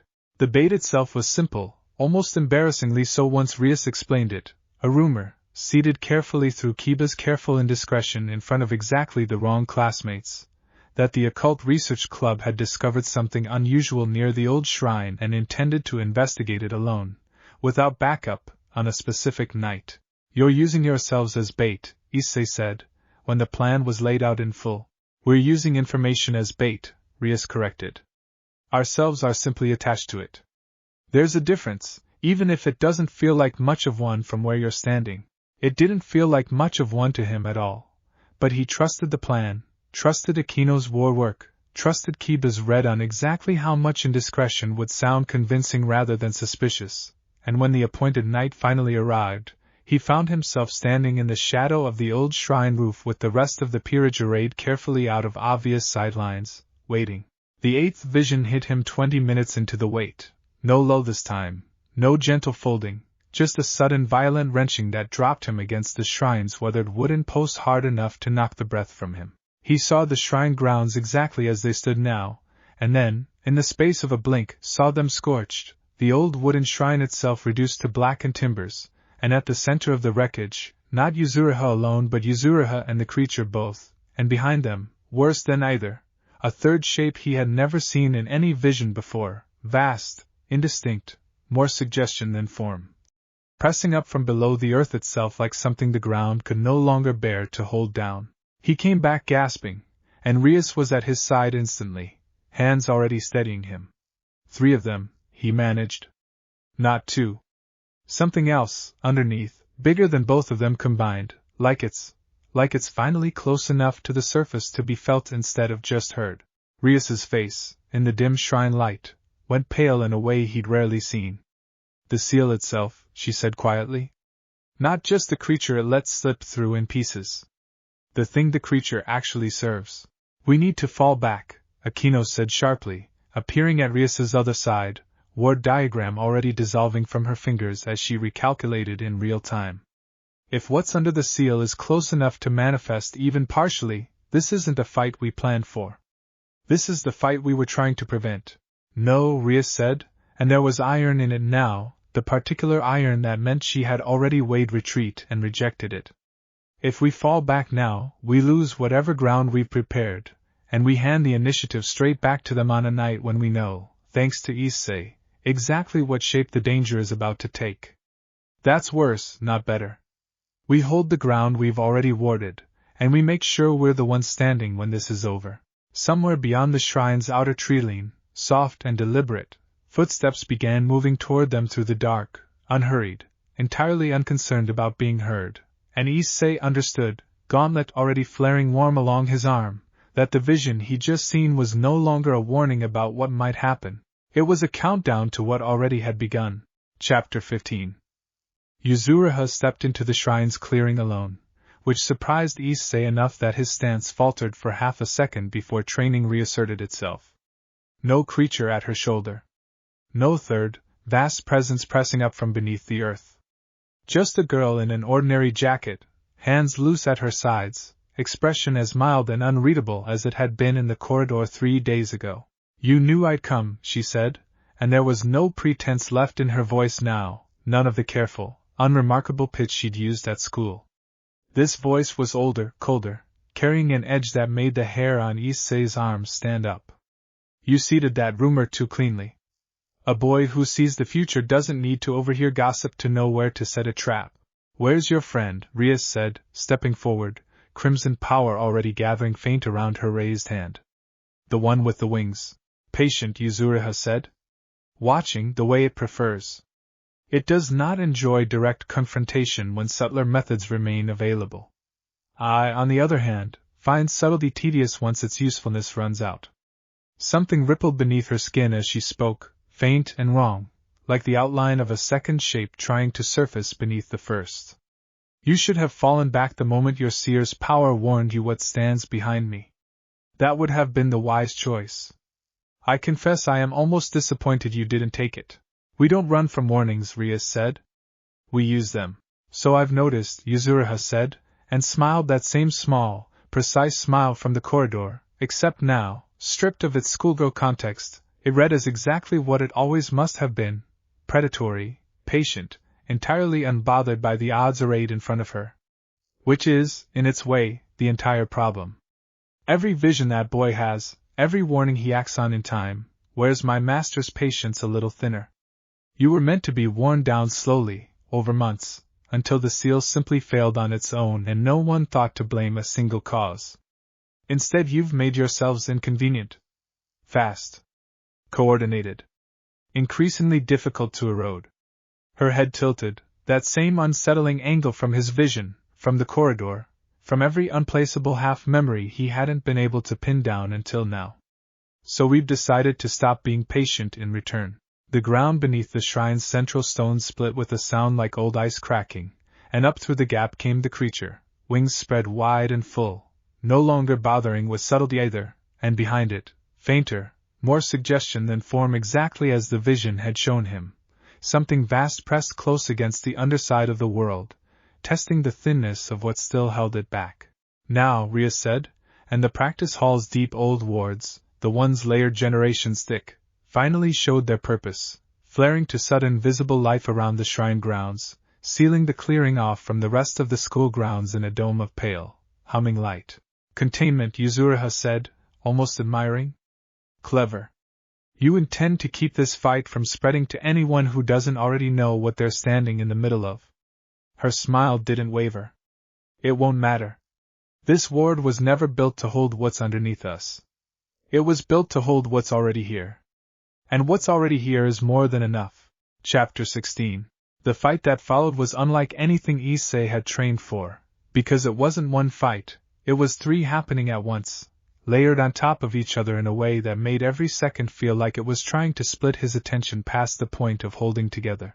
Kiba and Kaneko took Yuzuriha directly, her form rippling more openly now with every exchange, revealing glimpses of something beneath the schoolgirl's shape, joints that bent wrong, a second set of eyes surfacing briefly along her jaw before submerging again, and even against two trained devils moving in practiced coordination, she held her ground with a fluid, contemptuous ease that told Issei she'd been holding back significantly more than any of them realized during her weeks of quiet observation.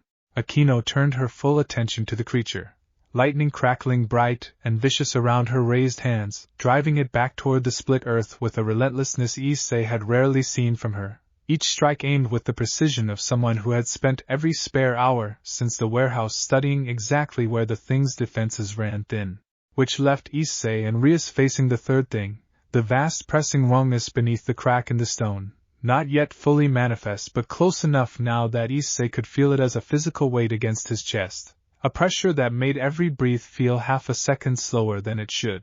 It can't come through fully, Rias said, voice tight with effort as she poured power into reinforcing the ward's weakest point directly above the crack.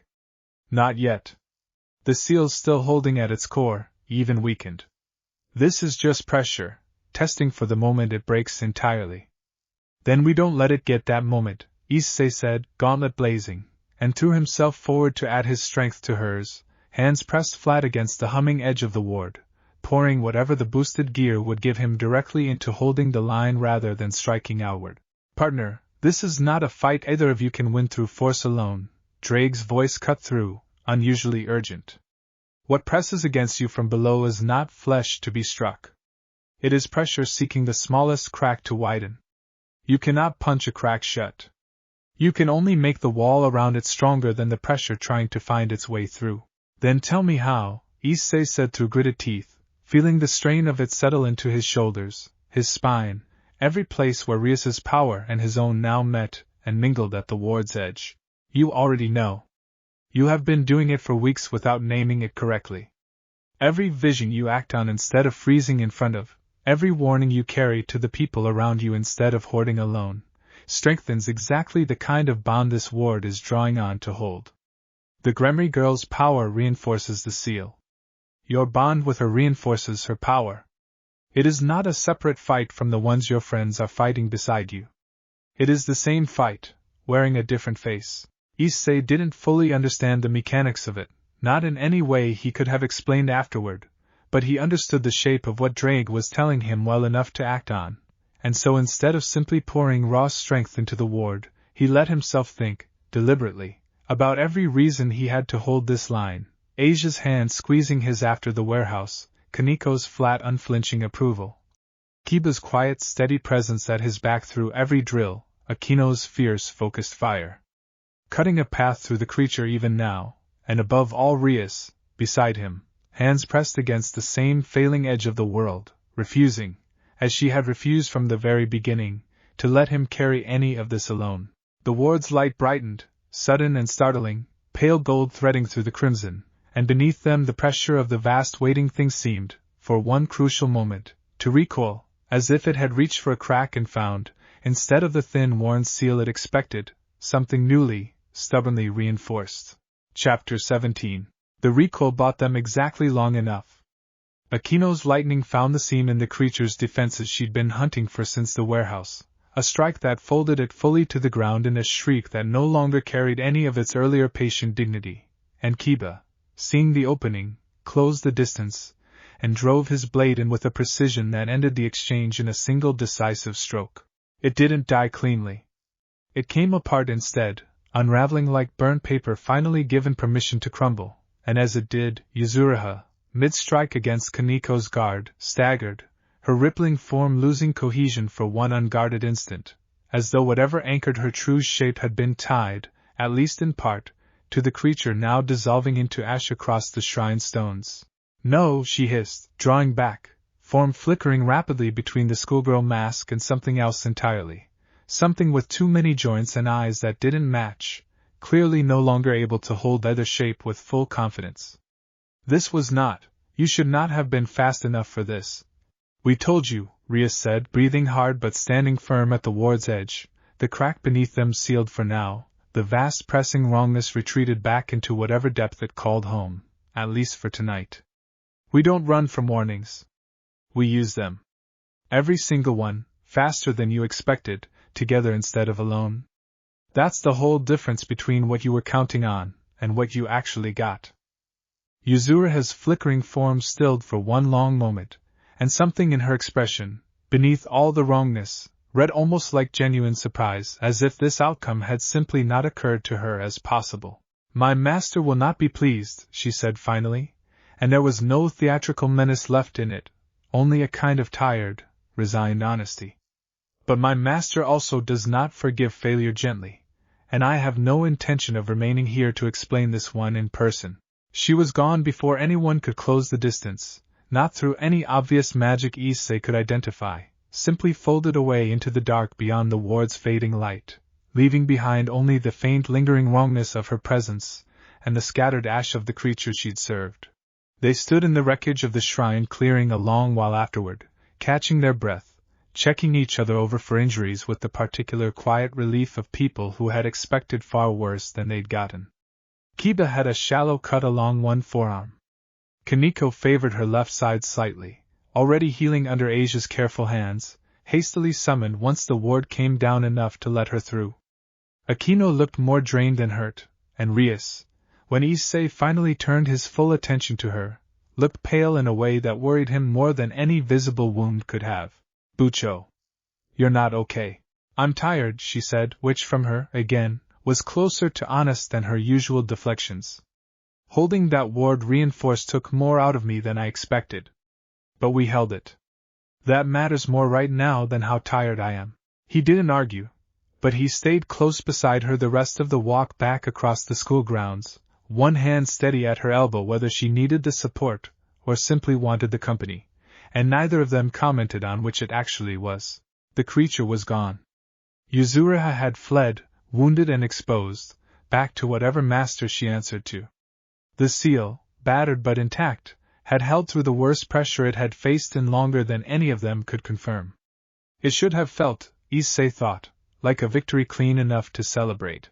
Instead, walking home under a sky that had, blessedly, returned to its ordinary color, he found himself turning over Yuzuriha's parting words instead, "My master will not be pleased," and understanding, with the same cold clarity that had marked every vision so far, that whatever answered to that title was still out there, patient, displeased, and now, for the first time, fully aware that the boy who saw the future intended to keep using every warning it gave him, together, on purpose, for as long as it took to make sure the worst version of what he'd seen never got the chance to become real.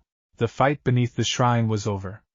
The one it belonged to had only just begun to notice them as a genuine threat, and Issei understood, better than he had at the start of any of this, that being noticed by something patient and ancient and displeased was its own kind of danger, one no vision could fully prepare him for, only warn him, again and again, to be ready when it finally decided to answer in kind. Chapter 18. Grafia returned within 2 days of the shrine incident, summoned again by Rias, and this time she did not come alone. She brought with her a second figure Issei had never met, an elderly devil introduced only as Elder Cyrus, dressed in robes so old-fashioned they looked almost ceremonial, whose presence seemed to make even Grafia's composed bearing straighten slightly further, a deference Issei had rarely seen her extend to anyone. Elder Cyrus was among the last generation to study the original sealing rite in full, Grafia explained. Once introductions were made in the club room, the whole peerage gathered and unusually quiet. I asked for his counsel, given what you've described. A named master directing this erosion is a detail that changes the shape of the problem considerably. Elder Cyrus studied Issei for a long, uncomfortable moment before speaking, his voice dry and precise, the voice of someone who had spent centuries choosing words carefully because words, in his experience, tended to matter more than people expected. You are the one carrying the Cassandra branch, he said. It wasn't a question. May I see your hand? Issei offered it, uncertain, and the old devil turned it over, tracing one dry finger along the faint scarring where the boosted gear's gauntlet manifested, murmuring something under his breath that raised the small hairs on Issei's arm. There is a name for what your visions have been circling, Cyrus said finally, releasing his hand. The seal beneath this town was placed over something the old records call, without much poetry, the Hollow Regent. A being that predates the current arrangement of factions entirely, from an age when power was measured differently, when things that are now myths walked openly enough that sealing them required all 3 factions to set aside their disputes and work in concert. A rarity significant enough that the event itself is still studied. What is it? Rias asked. What does it actually want? Want is perhaps the wrong framework, Cyrus said. The Hollow Regent does not hunger the way your stray devils hunger, or crave dominion the way certain fallen ambitions run. It simply seeks to be unbound, the way water seeks the lowest point in any landscape, patient and inevitable and utterly indifferent to whatever happens to be standing in its path when it finally arrives there. Its servants, the creature you fought, the girl who wore a schoolgirl's face, exist to hasten that inevitability. They do not act from loyalty in any sense your friend's own bond with his king would recognize. They act because unbinding it serves their own freedom in turn, whatever shape that freedom takes for something that has spent centuries as an extension of another will. So Yuzuriha isn't going to stop, Issei said. She's not going to give up just because we beat her once. No, Cyrus said simply. She will regroup, report what she's learned, and return with better preparation for exactly the strengths you demonstrated at that shrine. That is the nature of patient things, Issei Hyoudou. They do not resent losing a single engagement. They simply adjust and continue, on a time scale most mortal creatures find difficult to hold in mind. Chapter 19. The weight of that settled over the club room slowly, in the particular way bad news did when it arrived without any obvious next action attached to it, and it was Asia, quiet through most of the meeting, who finally asked the question Issei had been circling without quite landing on. Is there a way to seal it more permanently? Not just hold what's already there, but actually finish what the original rite started. Elder Cyrus's expression, for the first time since he'd arrived, shifted into something almost like approval. A perceptive question, young lady? Yes. There is precedent for what the old texts call a renewal rite, a working that does not merely reinforce an existing seal but rebinds it from its foundation, closing the gaps that centuries of erosion have opened rather than simply patching them as they appear. It has been performed successfully exactly 4 times in recorded history. What does it take? Rias asked. A significant, willing offering of power from someone with a direct bond to the seal's original purpose, Cyrus said. Historically, this has meant representatives from all 3 factions working together, as the original binding did. Given current circumstances, and given that this seal sits specifically within a territory under Gremory protection, I believe a smaller working is possible, provided the offering is substantial enough and the timing precise enough to close the working before the Hollow Regent's servants can interfere a second time. How substantial? Issei asked, already suspecting he wasn't going to like the answer. Enough that the one making the offering will be significantly weakened for a period afterward, possibly for some considerable time, Cyrus said, without softening it. This is not a working undertaken lightly, nor one I would recommend to anyone whose position or safety depends on being at full strength in the immediate aftermath. Rias's hand, resting on the table, curled slowly into a fist. I'll do it, Bucho. I already told you once, Issei, and I meant it then exactly as much as I mean it now. I am not asking permission. Her eyes, when they met his, carried none of her usual warmth, only the same hard, immovable certainty from the night she'd first agreed to absorb the cost of his visions. I am the head of this peerage, this territory is under my protection, and the seal in question sits on land my family is directly responsible for maintaining. If anyone here is going to make that offering, it should be me. That's exactly why it shouldn't be you, Issei said, hearing his own voice rise with a frustration he rarely let himself show her directly. You're already spending yourself absorbing the cost of my visions every single time one hits. Now you want to add this on top of it?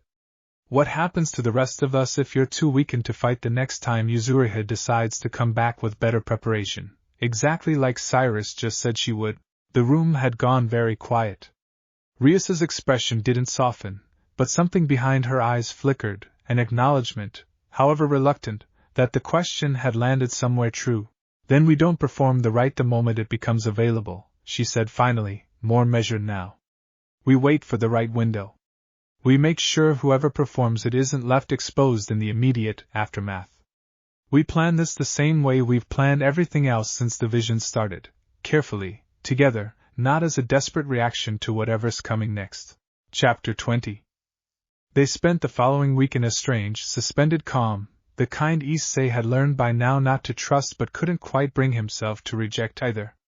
No visions came, not the 9th, not anything close to it, and the absence unsettled him more than a fresh warning might have, because it meant either the immediate danger truly had eased, or the gears simply had nothing new to warn him about yet, which felt, given everything Elder Cyrus had told them about patient things adjusting on timescales beyond ordinary comprehension, like the more likely and less comforting explanation. He used the quiet to keep training, harder now, with a specific new focus Kiba had suggested after the shrine fight, not just speed and strength, but the discipline of holding a defensive line under sustained pressure, the exact skill that had made the difference against the vast pressing wrongness beneath the crack in the stone. Kiba drilled him relentlessly on it, forcing him to hold a guarded stance against escalating attacks far longer than felt sustainable, until Issei understood in his body, not just his head, the specific difference between striking outward and simply refusing to be moved. He also, at Asia's gentle insistence, spent time that week doing nothing related to any of this at all, an afternoon at the arcade with Matsuda and Motohama that felt almost unbearably ordinary after everything, a quiet evening helping his mother with dinner while his father argued cheerfully with the television about a baseball call, small unremarkable hours that Asia had apparently decided, correctly, he badly needed if he intended to keep functioning through whatever came next. You can't fight this well every single day without something to fight for that isn't just fighting, she told him, during one of those quiet evenings, sitting together on the clubroom steps after everyone else had gone home. That's not weakness, Issei-san. That's just true for anyone carrying something this heavy. You sound like you've thought about this a lot. I have, she said simply. I spent a long time with nothing ordinary in my life at all. Just the healing, and the church, and then not even that anymore. I know what it costs a person to lose every quiet, unremarkable hour to something bigger than themselves. I don't want that to happen to you too. He didn't have a ready answer for that, so he simply sat with her a while in the comfortable quiet, watching the sun go down over the old school building, and let himself believe, for one evening at least, that the fight waiting for him could hold itself off long enough for this single ordinary hour to matter on its own terms. It couldn't, of course, not indefinitely. The 9th vision arrived 6 days later, and when it did, it arrived not as a warning about the future at all, but as something worse, A vision of the present, arriving in real time, showing him not what might happen but what was, at that exact moment, already beginning to unfold somewhere across town, too far away for any of them to reach in time unless the warning came fast enough, and clear enough, and was acted on immediately. Without a single second wasted on doubt. He would not waste it. Whatever this vision showed him, he had learned, finally and completely, exactly what to do with it, and as the world folded around him once more, Drake's steady presence already rousing in the back of his mind, Issei understood that the next chapter of this fight was no longer a question of whether he was ready. It was only a question of how fast he could move once the vision let him go. Chapter 21. The vision showed him the train station near the edge of town, the one his mother sometimes used for her weekend trips to visit relatives, and for one horrible suspended moment, he thought that was exactly who he was about to see hurt. It wasn't. It was Matsuda and Motohama, of all people, caught in the middle of the platform as the crowd around them scattered, and above them, drifting down from a sky gone faintly wrong at its edges, 3 smaller versions of the burnt paper creature he'd fought in the warehouse, spawned or summoned or simply loosed from wherever Yuzuriha had retreated to lick her wounds. Rias, he said, the vision already releasing him, already urgency overriding every ounce of training that told him to explain calmly and completely before acting. Train station. Now. Matsuda and Motohama are there, and something's coming down out of the sky. She didn't ask him to repeat it. She didn't ask for details he didn't have time to give. She was already moving, already calling the rest of the peerage through the same earpiece system they'd used since the warehouse, and Issei was right behind her, gauntlet flaring to life along his arm before they'd even cleared the school gate. They covered the distance faster than should have been possible for anyone without wings, Rias's crimson magic carrying them in short controlled bursts across rooftops Kiba would normally have insisted on more careful navigation of, and even so, even moving as fast as devils could move, Issei's stomach twisted with the certainty that they might still, despite everything, be too late. They weren't. Barely. The platform was in chaos when they arrived, ordinary commuters scrambling for the stairs, station staff shouting confused instructions into a system that had never been built to handle anything like this, and in the middle of it, Matsuda had shoved Motohama behind a support pillar and was standing in front of him with his hands raised in a gesture so obviously uselessly brave that something in Issei's chest cracked wide open at the sight of it. "Get down!" Issei shouted, already closing the distance, gauntlet blazing bright enough to draw every eye on the platform, and for one strange, suspended second he registered Matsuda's face turning toward him, confusion and recognition and something like relief all colliding at once, before the first of the 3 creatures dropped from the wrong-colored sky directly into the space between them. Chapter 22. He didn't have time to think about how this would look, a boost gauntlet glowing on his arm in front of half the town, didn't have time to worry about secrecy or exposure or any of the careful rules Rias's world usually insisted on. He had time only to move, driving a boosted fist into the creature's flank hard enough to send it skidding across the platform tiles, buying Matsuda and Motohama the half-second they needed to scramble the rest of the way behind the pillar's cover. "Issei? What, your arm, what is that?" "Later!" he shouted, already turning to meet the second creature descending, close enough now that he could see its wings weren't quite as fully formed as the one from the warehouse, smaller, hastier, clearly the product of urgency rather than patience. "Just stay down, both of you, please, just this once, stay down." Rias arrived a heartbeat later, crimson power already gathering, and between them they made short work of the second creature, a coordinated strike that folded it in on itself before it could reach the panicked crowd still funneling toward the stairs. Akeno and Kiba weren't far behind, catching the third mid-descent with a combination of lightning and blade work so clean it barely gave the thing time to register the platform beneath it before it was gone entirely, scattered ash drifting down over commuters too frightened to fully process what they'd just witnessed.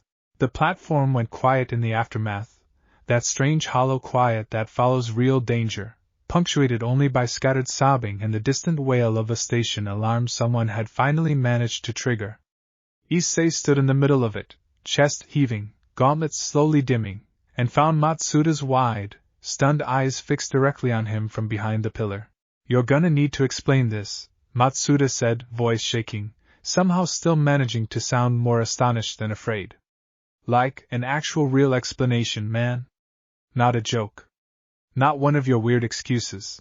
Yeah, Issei said, and felt something settle in his chest, heavy but not unwelcome, the particular weight of a secret finally too large to keep contained any longer. Yeah, I know. I will. Just not here. Not right now. Rias handled the aftermath with the same crisp efficiency she brought to everything, working with Akeno to lay a quick, careful memory adjustment across the platform's more panicked bystanders, enough to soften the rawest edges of what they'd witnessed without erasing the danger entirely, since erasing it completely, she explained afterward, tended to leave people with an unease they couldn't name and couldn't shake. Worse in its own way than a managed, softened memory of the truth. Matsuda and Motohama, deliberately, she left untouched. They already know too much to unknow it cleanly, she said, once the platform had cleared and the four of them stood together in the settling quiet, sirens still distant but closer than any of them liked. And Issei's right that this was going to happen eventually one way or another. Better it happens on a night when we're standing right here to manage the fallout, than some later night when we're not.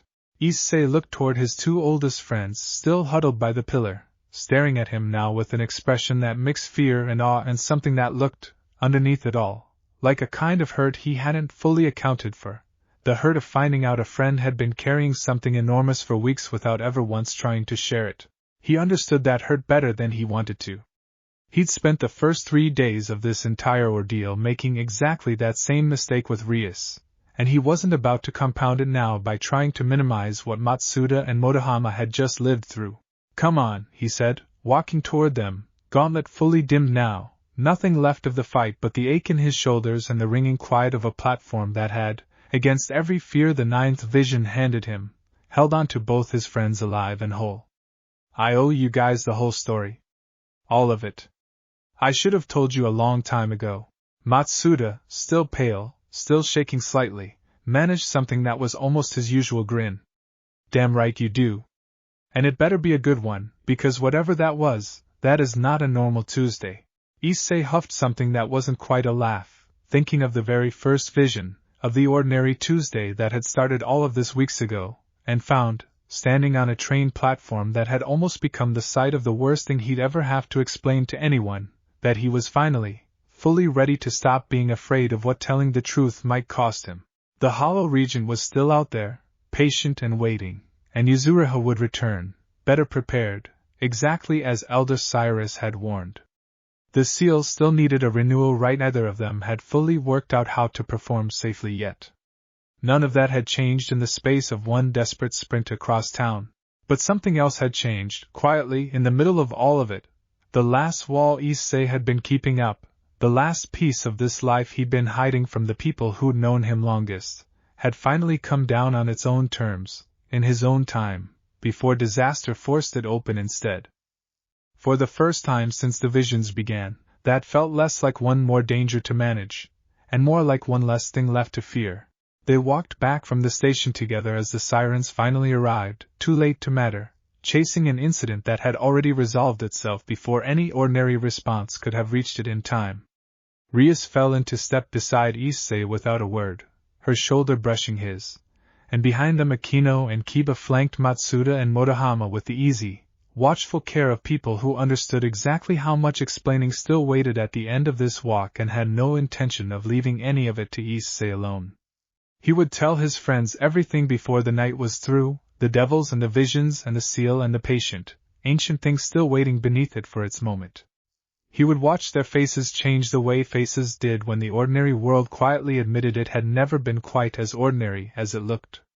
And when it was done, when the explanations finally ran out and the four of them sat together in stunned, exhausted silence, he understood that he would feel, for the first time in weeks, entirely unburdened of a secret that had cost him more than he'd let himself notice while he was busy carrying it. The hollow region would come again. Yuzuriha would return, sharper, better prepared, exactly as warned. But tonight, walking home with his king beside him and his oldest friends finally let all the way in, Issei let himself believe that whatever vision came next, he would not be facing it as someone hiding pieces of himself from the people who mattered most.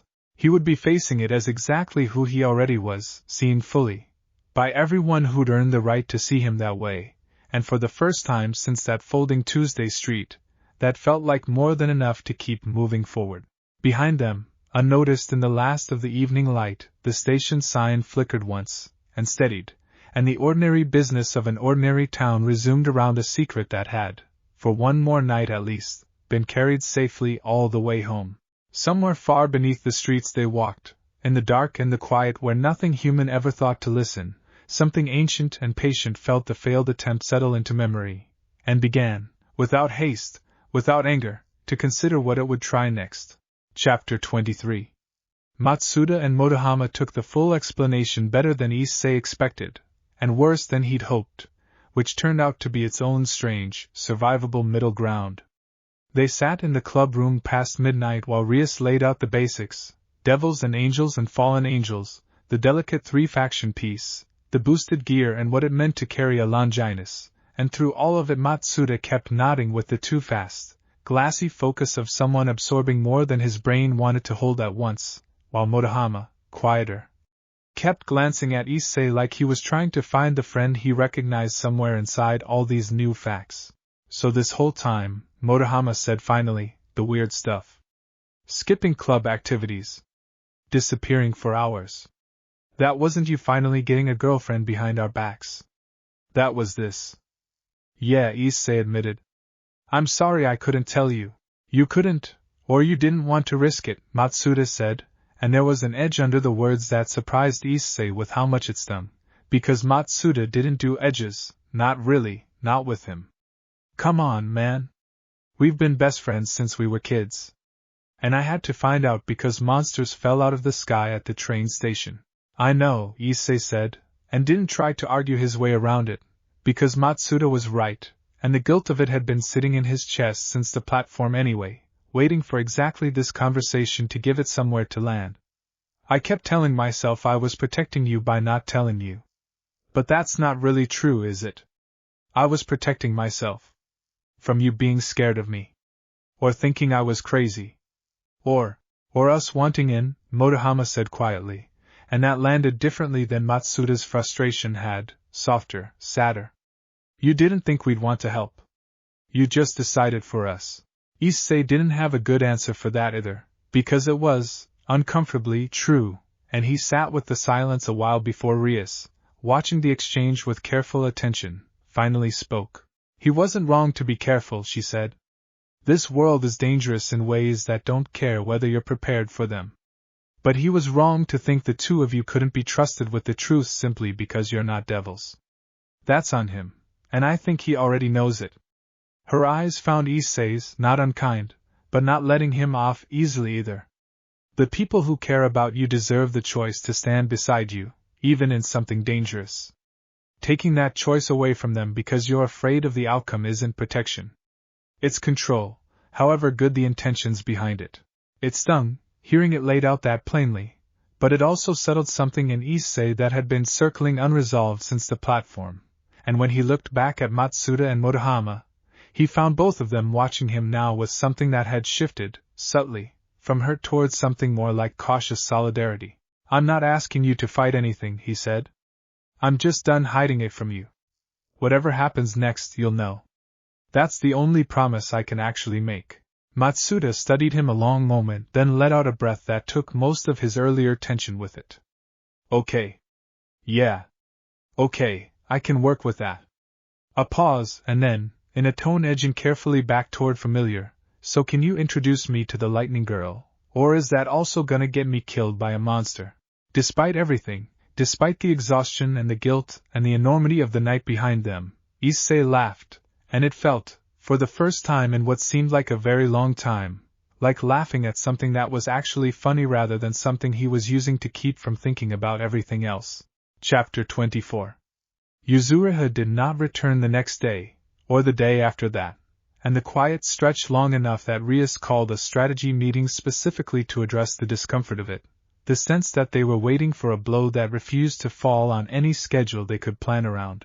Elder Cyrus warned us she'd regroup and come back better prepared, Rias said, spreading a map of the town's lay points across the table, several marked now in careful red ink where Akeno's warding sweeps had detected faint traces of the hollow regent's influence bleeding upward through the weakened seal. Better prepared takes time. That works in our favor, provided we use the time as deliberately as she's using hers. Which means the renewal right, Kiba said. Which means the renewal right, Rias agreed. Elder Cyrus is drafting the specifics of the working now, but he's been clear that timing will matter more than almost anything else. We need a window where the seal's defenses are strongest and Yuzuriha's forces are least likely to interfere, which means we need better information than we currently have about when she intends to move again. You want me to have another vision, Issei said, understanding the shape of the ask before she finished stating it outright. I want you to be ready for one, Rias corrected. I'm not going to ask the gear to cooperate on our schedule. But if something comes, I need us positioned to act on it immediately, not scrambling to catch up the way we did at the train station. We got lucky there. I'd rather not test that luck twice. It was, Issei reflected privately, a strange kind of preparation, training not for a known threat but for the shape of uncertainty itself, drilling response times and communication protocols against a danger that could, by its very nature, arrive at any hour with no warning beyond the warning itself. But he understood the logic, and more than that, he trusted Rias's read on it completely now, in a way that would have seemed impossible to the version of himself standing frozen on that ordinary Tuesday street weeks ago. They spent the following days refining exactly that readiness, Akeno expanding her ward network to cover a wider radius around both the school and Issei's own neighborhood, Kiba mapping fast routes across the district that shaved crucial seconds off any response, Kaneko drilling emergency signals with Issei until he could relay a vision's key details in a handful of words instead of the halting, disoriented sentences that had cost them time at the warehouse and nearly cost them more at the shrine. Graphia, for her part, brought word from the underworld that the situation had drawn attention beyond the immediate Gremory circle. Not yet formal intervention, she assured them, but enough concern at higher levels that a formal report would eventually be required, whether the seal held or not. It was not, Issei understood from the careful way she delivered the news, entirely good news. Attention from higher levels meant scrutiny, and scrutiny, in Rias's world, rarely arrived without complications attached. Chapter 25. The complication arrived in human form, 3 days later, in the shape of a boy Issei had never seen before, standing at the school gate one morning with an ease that immediately read as wrong in the same instinctive way Yuzuriha's stillness had, though nothing about his posture matched hers directly. He was tall, fair-haired in a way uncommon enough at Ko to draw a second look on its own, dressed in a uniform from a school Issei didn't recognize, and he watched the morning crowd of students filter through the gate with an expression of polite, faintly amused patience, as though waiting for someone he already knew would eventually appear. Drake stirred the moment Issei drew close enough. This one is different from the girl. Not the regent's work. Something else entirely, and old in its own right. Different how? Issei murmured, low enough not to draw attention from the students filing past. I am not certain yet. But it does not carry the same wrongness as the creature or the girl. If anything, it feels almost the opposite. Watch yourself regardless. Old and opposite is not the same as safe. The boy's eyes found Issei's before he'd finished processing Drake's warning, and instead of the careful, predatory patience Yuzuriha had worn, this stranger simply smiled, easy and unbothered, and lifted a hand in a small, almost friendly wave. You must be the one everyone's talking about, he said, falling into step beside Issei with an unhurried confidence that made refusing the company feel more awkward than allowing it. The boy who sees. My name is Haru. I'm afraid I don't have a last name I'm particularly attached to using these days. That's not ominous at all, Issei said flatly. Haru laughed, genuine and easy. Fair. I'll try to be less dramatic about it. I'm here because I heard, through channels that don't much concern you yet, that something old is stirring beneath this town, and that a boy with a very inconvenient sacred gear has been trying to hold the line against it more or less alone. His gaze sharpened, just slightly, losing none of its warmth but gaining something more serious underneath. I used to specialize in exactly this kind of problem, a long time ago, before I set that work aside for reasons that don't matter this morning. I thought you might appreciate the perspective of someone who's watched a seal fail before, and lived to describe what that actually looks like. Issei studied him carefully, weighing Drake's warning against the plain, unforced sincerity in the offer. Why would you help us? What's in it for you? Bluntly, Haru said, guilt, mostly. I was present, a long time ago, for the original binding of your Hollow Regent. I was young, and I made choices during that working I've had a great deal of time since to regret. If it's coming loose now, I'd rather spend what remains of my usefulness making sure that isn't the last chapter of a story I helped write badly the first time, than pretend I have no stake in how it ends. He said it plainly, without theatrical weight, and something about the plainness of it, the total absence of the careful predatory patience that had marked every interaction with Yuzuriha, made Issei inclined, against his own better caution, to believe him. I'll need to run this by Rias, Issei said. She's the one who actually decides who we trust with something this big. Of course, Haru said, entirely unbothered by the deference. I'd expect nothing less from someone worth trusting in return. Lead the way, then? I imagine she'll have a great many questions, and I find I owe this town enough honesty to answer every one of them properly. Chapter 26. Rias's interrogation of Haru lasted the better part of 2 hours, conducted with a thoroughness that left no comfortable gaps for evasion, and Issei watched, quietly impressed, as she picked apart every claim the stranger offered with the precision of someone who had learned, the hard way, exactly how much damage a plausible lie could do if left unquestioned. Haru answered everything. He described the original sealing right in detail that matched, disturbingly closely, the account Elder Cyrus had given days earlier, right down to details Issei was fairly certain hadn't been shared with anyone outside the peerage. He described, with evident discomfort, his own role in the working, a young exorcist, in his account, aligned loosely with the church at a time when the three factions' cooperation was still fragile and new, who had argued for a faster, less thorough binding than the elder devils present had wanted, eager to see the danger contained quickly rather than contained well. The seal held for centuries regardless, he said. Longer than I expected, honestly, given how rushed the final stages were. But rushed foundations erode faster than careful ones. I've had a long time to suspect that whatever weakness is being exploited now traces back, at least in part, to choices I pushed for at the very end of that working. That's not a comfortable thing to carry. I'd like the chance to help correct it, if you'll let me. And if we say no, Rias said, watching him carefully, then I'll respect that, and find some other way to be useful from a distance, because the outcome matters more to me than being the one credited for fixing it, Haru said, without hesitation. I'm not here to insist on my own involvement. I'm here because I think an extra set of old, careful hands might matter, given what's coming. But it's your territory, your peerage, and your call to make. It was Akeno, in the end, who tipped the room toward cautious trust, running a careful, thorough scan of his presence with the same attentiveness she'd used to identify Yuzuriha's wrongness weeks earlier, and finding, this time, something genuinely different underneath. Old, yes, and carrying the particular weight of long guilt worn smooth by time, but nothing that read as predatory. Nothing that matched the Hollow Regent's signature or its servants in any way she could detect. He's not lying about what he is, she reported. Whether he's lying about his intentions, I can't promise you with certainty. But the wrongness isn't there. Whatever else he might be hiding, it isn't allegiance to the thing we're fighting. Rias considered that for a long moment, weighing it against everything else Haru had offered, and finally nodded, slow and deliberate. Provisional trust, she said.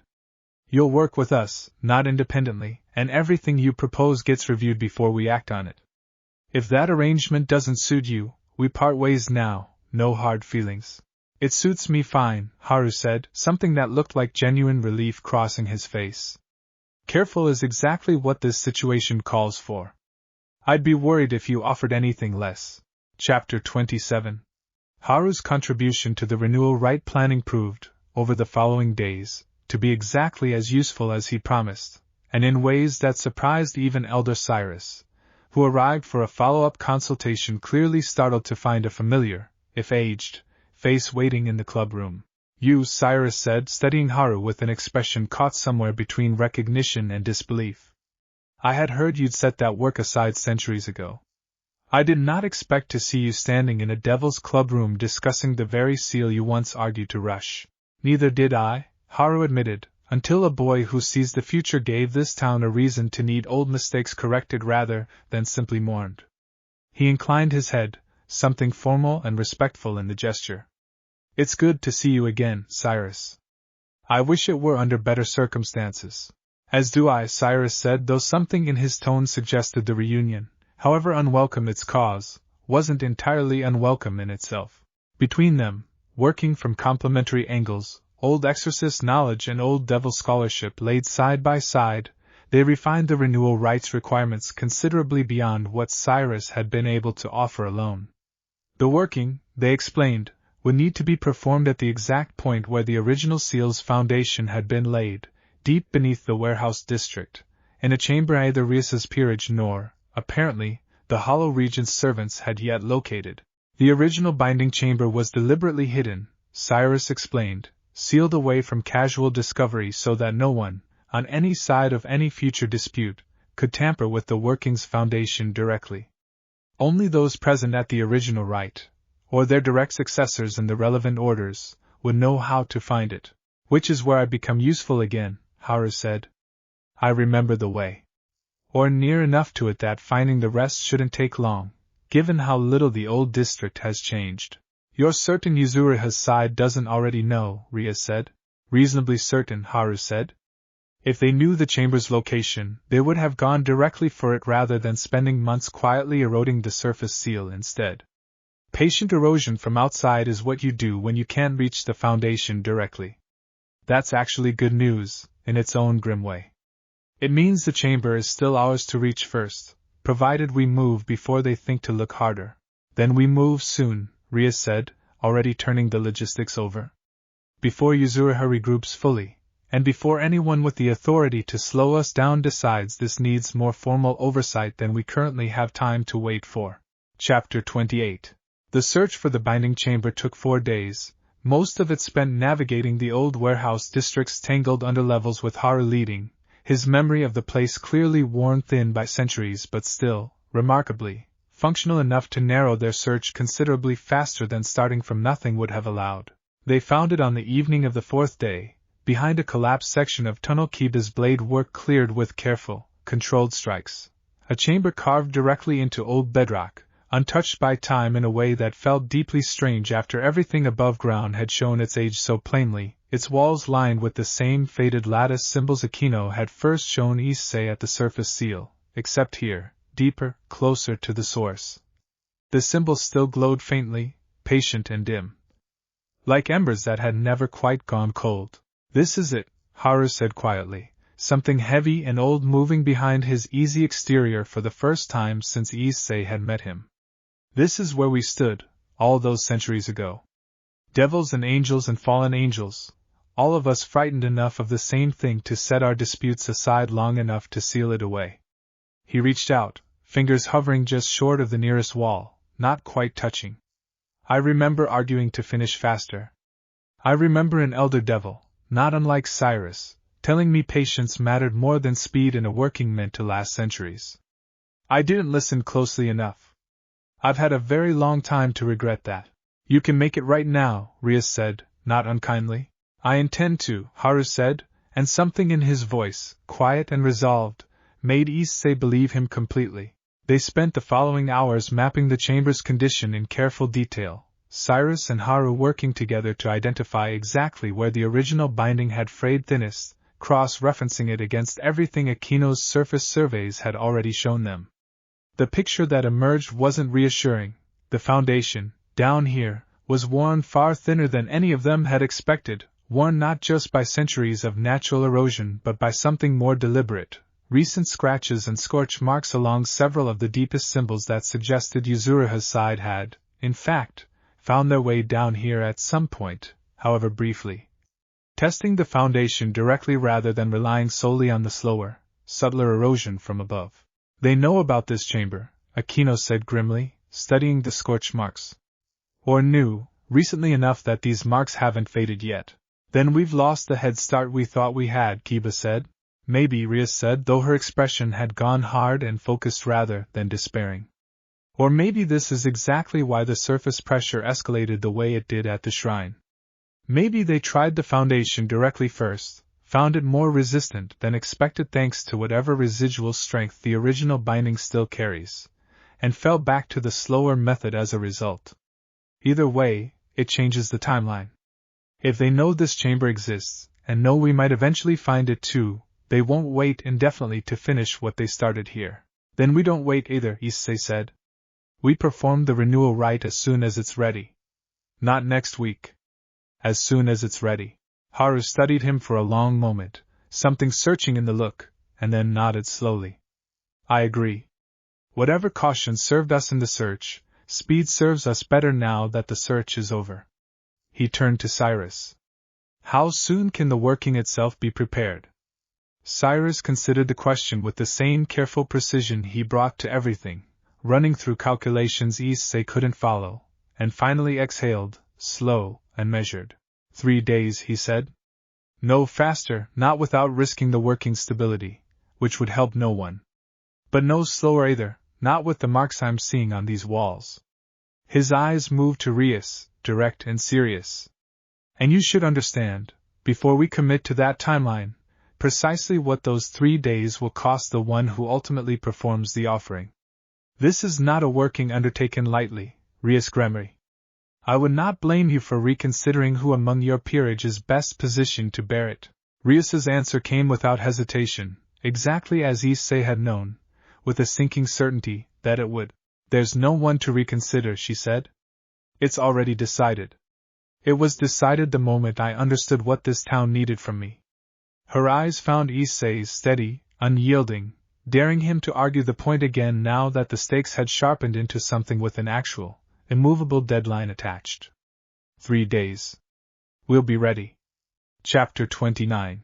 Issei found her alone that night, back in the clubroom after everyone else had gone home to rest ahead of the 3 days that now stood between them and the renewal rite, sitting at her usual desk with a cup of tea gone cold beside her hand exactly the way he'd found her once before, weeks ago, on a night that felt, in retrospect, like it belonged to an entirely different version of both of them. You should be resting, he said, settling into the chair across from her. So should you, she said, not looking up from the notes she was reviewing, the same careful cataloging of every vision he'd had since this began, though he suspected now she was searching them for something specific rather than simply keeping record. Bucho. Look at me. She did, finally, setting the notes aside, and something in her expression, tired in a way she rarely let show, told him she'd been expecting this conversation and had simply been putting it off as long as she reasonably could. You're going to try to talk me out of it again, she said. I'm going to try to make sure you've actually thought through what it costs, he said. Cyrus said you'd be weakened for a considerable time afterward. What does that actually mean? Days? Weeks? What if Yuzuriha comes back the moment the rite finishes, exactly when you're least able to fight her? Then the rest of you fight her instead, Rias said. That's what a peerage is for, Issei. I'm not the only sword this house has to draw. I trust Kiba, I trust Akeno, I trust Kaneko, and lately, more than I think you give yourself credit for, I trust you. If I'm weakened after the rite, that doesn't mean this house falls. It means the rest of you carry what I can't, for as long as I need you to. And if it's more than a few days? If it's weeks or longer? Cyrus wasn't exactly specific. Then it's weeks or longer, Rias said, quiet but unshaken. Issei, I need you to understand something, and I need you to actually hear it this time instead of just letting me finish so you can argue the next point. This isn't a burden you're allowed to talk me out of just because you're afraid of what it costs me. I am the head of this peerage. This is my territory, my responsibility, my family's name attached to a seal that's been failing under my watch. If I let someone else bear this because I was too afraid of the cost, what exactly would that make me? Alive, Issei said, sharper than he meant to, the fear finally breaking through the careful, reasonable tone he'd been trying to hold. It would make you alive and okay instead of weakened and vulnerable right when this thing is most likely to come at us with everything it has left. The room went quiet. Rias's expression didn't harden the way he half expected. Instead, something in it softened, unexpectedly, into something that looked almost like understanding. "You're not actually arguing logistics right now, are you?" she said gently. "You're scared." "Yeah," he admitted, the fight going out of him all at once. "Yeah, I'm scared. I've spent weeks watching you take on pieces of this that should be mine to carry, absorbing the cost of my visions, offering to do this right before we'd even confirmed it was possible, and every single time you frame it like it's simple, like it's obviously your job and nobody else's. And I don't know how to make you understand that watching you keep doing that terrifies me more than any vision the gear has shown me so far." Chapter 30. Rias was quiet for a long moment, studying him with an expression he couldn't quite read, and when she finally spoke, her voice had lost its earlier firmness, replaced by something more careful, more honest. "Do you remember what I told you the day I saved your life?" she asked. "The very first day, before any of this. I told you that you belonged to me now. I meant it as a claim at the time. A king taking a piece for her board." A faint, rueful smile touched her mouth. "I don't think of it that way anymore. Somewhere in the last however many months, it stopped being about ownership and started being about this instead. A house I built out of people I'd choose to protect even if I'd never claimed a single one of them as my servant. That's not a burden I resent carrying, Issei. It's the first thing in a very long time that's made me feel like the life I was born into is actually worth living, instead of just worth enduring." "That doesn't mean you have to carry all of it yourself," Issei said. "That's the whole thing I keep trying to say. Building something with people means letting them carry it with you. Not just letting them watch you carry it alone, and feel bad about it afterward." Something in her expression flickered, caught, and for a moment he thought he'd actually reached whatever careful, guarded place she kept this particular fear locked away. "You're right," she said finally, quiet, almost surprised at herself. "I know you're right. I've been telling you for weeks not to carry things alone, and here I am doing exactly what I told you not to do, because it's easier to ask that of you than to actually practice it myself." She let out a breath, something in her posture loosening for the first time that evening. "I'm still going to perform the rite, Issei. That part isn't changing. But you're right that I don't have to pretend the cost of it is nothing, or that I'm the only one allowed to be afraid of what it might take from me." "Then let me be there," he said. "Not just standing guard outside the chamber while it happens. There, with you, the whole time, however that's supposed to work. I don't care if there's nothing useful for me to actually do. I'm not spending those 3 days pretending I'm fine with you doing this alone." Rias studied him a long moment, and then, slowly, nodded. "All right," she said. "Then that's the arrangement. You're there. All the way through."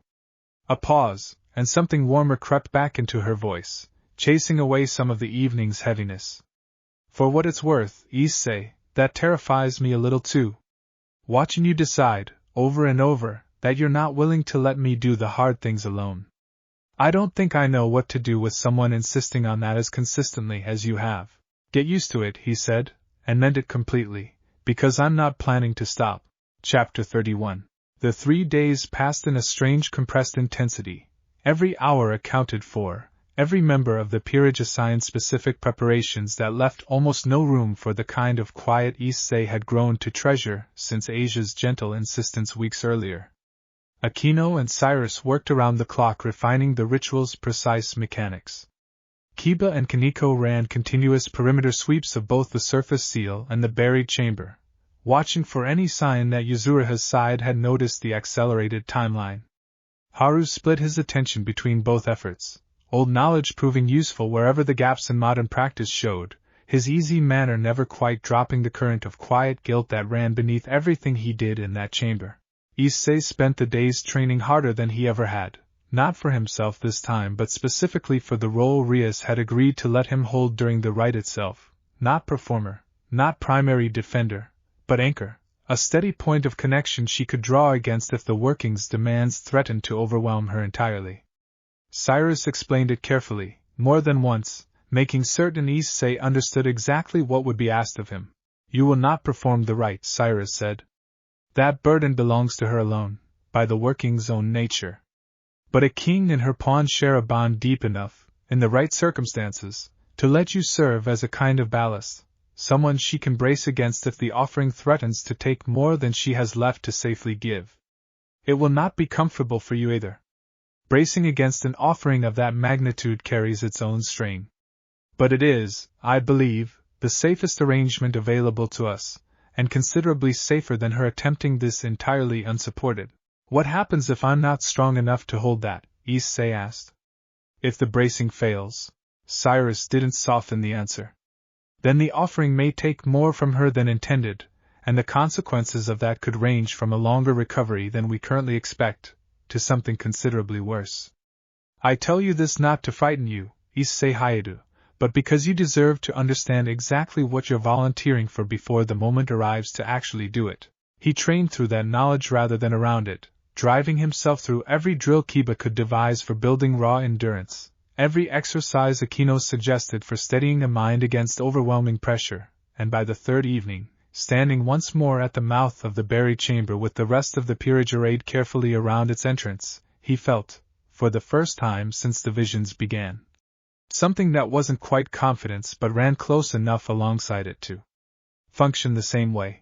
Drake stirred as they descended the final stretch of tunnel toward the chamber's glowing walls, the ancient dragon's presence settling into something Issei had come to recognize, over the weeks, as its own particular flavor of readiness. Partner, whatever happens in that chamber, remember what I told you in the warehouse. You cannot punch a crack shut. You can only make the wall around it stronger than the pressure trying to find its way through. Tonight you are not the wall. She is. But you are the ground the wall stands on. Hold steady, and trust that it will be enough. It has to be, Issei murmured, gauntlet flaring to life along his arm as the chamber's ancient light rose to meet them. There's no version of tonight where I let it be anything less. Chapter 32. The chamber, prepared over 3 days into something far more elaborate than the bare stone room they'd first discovered, hummed now with layered circles of light drawn carefully across its floor, Cyrus's old devil scholarship and Haru's exorcist precision woven together into a working neither tradition could have produced alone. Rias stood at its center, dressed not in her school uniform but in something simpler, older, a plain dark garment Graphia had brought specifically for the occasion, her hair loose, her expression calm in the particular way that Issei had learned, by now, meant she'd already made peace with whatever the night demanded of her. You remember the arrangement, Cyrus said, addressing Issei as he took his position at the circle's edge, close enough to reach her, far enough not to disrupt the working itself. You do not touch her during the rite unless the strain becomes visibly dangerous. Your role is to hold the bond steady, ready to receive if she needs to push excess weight somewhere other than herself. Nothing more, nothing less, until the moment demands otherwise. Understood, Issei said, gauntlet dimmed but present, humming faintly along his arm in quiet readiness. Then we begin, Cyrus said, and stepped back to join Haru at the chamber's edge, both of them beginning the low, careful recitation that would guide the working from its outer boundary while Rias carried the true weight of it at the center. The light in the chamber changed almost immediately, the faded embers along the walls kindling brighter, warmer, responding to Rias's power the way dry kindling responds to the first genuine spark. She raised both hands, crimson light gathering thick and heavy around her, and began, in a voice steady despite the visible effort already crossing her face, the words of the offering itself. Issei watched, every muscle tense, every instinct screaming at him to close the distance and simply help, and made himself hold his position exactly as instructed, trusting the plan they built together rather than the fear currently clawing at his chest. The bond between them, the same thread that had let her absorb the cost of his visions for weeks now, pulsed warm and steady where it lived somewhere beneath conscious thought, and he focused every ounce of attention he had into keeping that thread open, steady, ready. 10 minutes in, the strain began to show more visibly. Rias's shoulders trembled, faint but unmistakable, sweat beading along her brow despite the chamber's cool stone air, and the crimson light around her hands began, subtly, to pull inward, drawing not just from her raised power but from something deeper, something Issei recognized with a lurch of alarm as the very core of her strength. She's pulling too fast, Haru said, tension entering his voice for the first time since Issei had met him. The offering wants more than she's prepared to give at this pace. Let her adjust, Cyrus said, though his own composure had visibly tightened. Interrupting now could be worse than letting the working find its own rhythm. Issei held his position, every instinct screaming otherwise, watching Rias's trembling shoulders and the increasingly desperate pull of light around her hands, and felt the bond between them flare, sudden and sharp, an unmistakable signal that the moment Cyrus had warned him about was arriving faster than any of them had planned for. Chapter 33. He didn't wait for permission.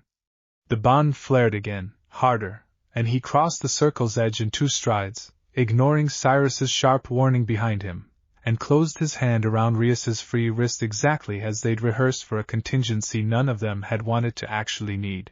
The effect was immediate and violent.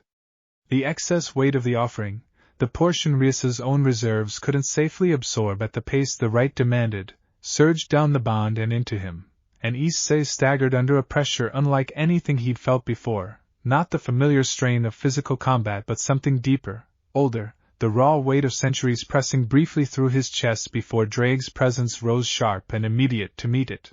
"I have you, partner. Breathe through it. This is exactly what we trained the endurance for." Hold. He held. It felt, for several unbearable seconds, like trying to hold back a tide with his bare hands, every fiber of his body straining against a weight that had no interest in his limits, and then, gradually, the pressure began to steady, finding, through Drake's careful guidance and weeks of deliberate endurance training, a rhythm it could move through rather than simply crush against. Rias's trembling eased almost immediately, the desperate pull of light around her hands smoothing into something more controlled, and when she glanced toward him, eyes wide with a mixture of alarm and something fiercer, more grateful, he managed a strained but genuine smile. "Told you," he gritted out. "Not letting you do this alone. You weren't supposed to intervene until it was dangerous," she said, though there was no real reproach in it, only startled affection breaking through the effort still etched across her face. "It was dangerous," he said. "I felt it through the bond before you even started shaking. I wasn't going to wait for Cyrus's textbook definition of the right moment." She didn't argue further, because the working demanded her full attention again, the 2 of them moving now in a strange, unspoken rhythm, her drawing what the rite required, him absorbing whatever overflow threatened to take more than she could safely give, and slowly, steadily, the chamber's ancient light began to shift from the faded, patient glow of centuries into something brighter, cleaner. The worn lattice symbols along the walls filling back in with fresh, unbroken light as the working finally found the pace it needed. It should have been, in that moment, a straightforward path to completion. It wasn't. The chamber's far wall exploded inward without warning, stone and old mortar scattering in a violent spray, and through the breach came Yuzuriha, no longer bothering with any human disguise at all, her true shape fully manifest now, wrong-jointed and many-eyed, and behind her, worse, 3 more of the burnt paper creatures, larger and more fully formed than any Issei had faced before. "You found the chamber faster than expected," she said, her voice carrying none of its earlier schoolgirl mildness, only cold, focused fury. "My master is not pleased about that either. I've been instructed not to let this working finish, whatever the cost of stopping it." Chapter 34. "Hold the right," Rias said immediately, voice tight but unwavering, not breaking her concentration even as the chamber erupted into chaos around her. "Whatever happens, the working cannot stop now, or everything we've already poured into it is wasted. Kiba, Kaneko, Akeno, hold them off. Issei stays with me." Kiba and Kaneko were already moving, meeting the 3 creatures with the same practiced coordination that had carried them through the shrine, while Akeno's lightning crackled bright and immediate toward Yuzuriha herself, the 2 of them locking into a fierce, fast exchange that filled the chamber with flashes of white-blue light and the low, dry shriek of a creature no longer bothering to hide how badly her earlier defeat still stung. Issei held his position at Rias's side, the bond between them still open, still absorbing the overflow of the working even as the fight raged around them, and understood, with a clarity that cut cleanly through the chaos, that his job hadn't changed even though everything else in the chamber had. He wasn't here to fight Yuzuriha or her creatures. He was here to make sure Rias could keep drawing on the offering without breaking, no matter what else happened in the chamber around them. It was, in its own way, the hardest thing he'd done since the vision started, standing still and focused while people he cared about fought pitched battles feet away, every instinct screaming at him to help directly instead of holding this quieter, less visible line. But he'd learned, over the weeks, exactly what Drake had tried to teach him in the warehouse, that some fights weren't won by striking outward, only by refusing to be moved from the ground that mattered most, and so he held, breathing through the steady, punishing weight still flowing down the bond, and trusted the others to hold their own ground exactly as fiercely. Akeno's lightning finally found its mark, driving Yuzuriha back hard against the chamber's broken wall, and in the same instant Kiba's blade found the last of the three creatures, ending it in a burst of scattering ash that mirrored the warehouse and the shrine both. Kaneko, breathing hard but steady, planted herself directly between Yuzuriha and the working's center, small and immovable and entirely unwilling to yield another inch of ground. Yuzuriha, cornered, her earlier fury giving way to something more calculating, looked past all of them toward Rias, still drawing steadily on the offering, the chamber's light now nearly restored to its full original brightness. "You won't finish in time," she said, though something uncertain had crept into her voice now, watching the light continue climbing toward completion despite everything she'd thrown at them. "This working takes more than you have left to give it." "She's not the only one giving," Issei said, gauntlet blazing brighter along his arm as he poured everything he had left into holding the bond steady, into being exactly the ground beneath the wall that Drake had promised he could be. "That's the whole thing you keep getting wrong about us. We don't do any of this alone." The chamber's light surged one final time, crimson and gold together, the worn lattice along every wall filling completely, unbroken, whole in a way it hadn't been in longer than any of them could measure, and Yuzuriha, watching the working finally close itself against her, let out a sound that was pure, unguarded frustration rather than any remaining confidence. "This isn't finished," she said, already retreating toward the breach she'd made in the wall, form flickering unstable at its edges. "My master will find another way." This was never the only weakness in that seal.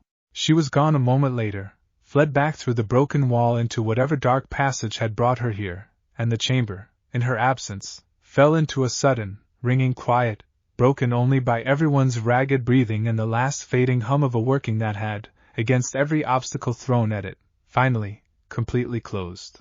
Rias sagged the instant the light settled, and Issei caught her before she could fall, the bond between them finally easing from its punishing pace into something calmer, gentler, the aftermath of a fight that had cost every one of them more than any single vision had ever shown him. "We did it," she murmured, exhausted but unmistakably, fiercely glad, leaning into him without any of her usual careful composure holding her upright instead. "Issei. We actually did it." "Yeah," he said, holding her steady, gauntlet finally dimming along his arm as the chamber settled into quiet around them, the walls glowing warm and whole for the first time in centuries.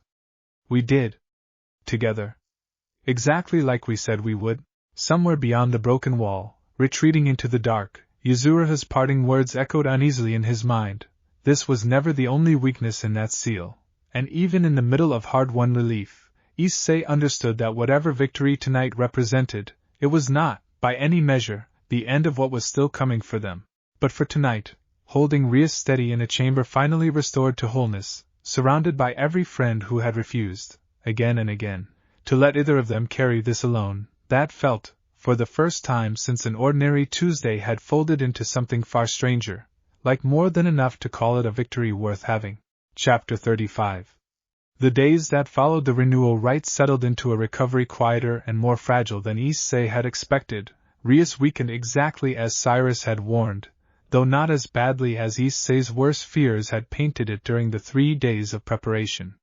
She slept more than he'd ever seen her sleep, moved through the club room with a careful, deliberate slowness that looked wrong on someone usually so brisk and certain, and twice in the first week alone, Akeno quietly cancelled contract requests rather than risk sending her king out into the field before she'd recovered enough strength to handle even routine work safely.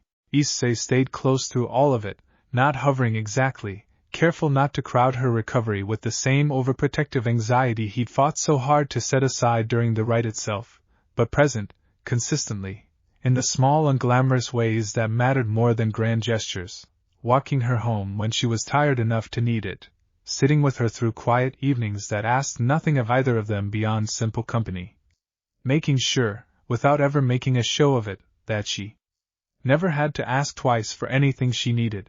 "You're doing the thing again," Rias told him, on the fifth evening, watching him from the club-room sofa where she'd settled with a blanket and a book she hadn't turned a page of in 20 minutes. "What thing?" "Making sure I'm not carrying this alone. Even the recovery part." Her mouth curved, faint but genuine, some of her usual warmth finally breaking back through the exhaustion. "I told you to get used to that being reciprocal, and you actually listened. I don't know whether to be proud of you or annoyed that you're better at this than I expected." "Little bit of both, probably," Issei said, settling onto the sofa beside her. "How are you feeling?" "Really tired," she admitted, no deflection this time, the honesty coming easier now than it had at the start of any of this. "Emptier than I expected, in a way that isn't just physical. Cyrus warned me the offering would take a piece of my reserves that regrows slowly. I understood that intellectually. It's different, living inside it. Do you regret it?" She considered the question seriously, the way she considered everything that actually mattered to her, and shook her head slowly. "No. Not for a second. The seal is stronger now than it's been in centuries." "That's not nothing, Issei. That's the difference between this town having a fighting chance, and this town running out the clock on borrowed time.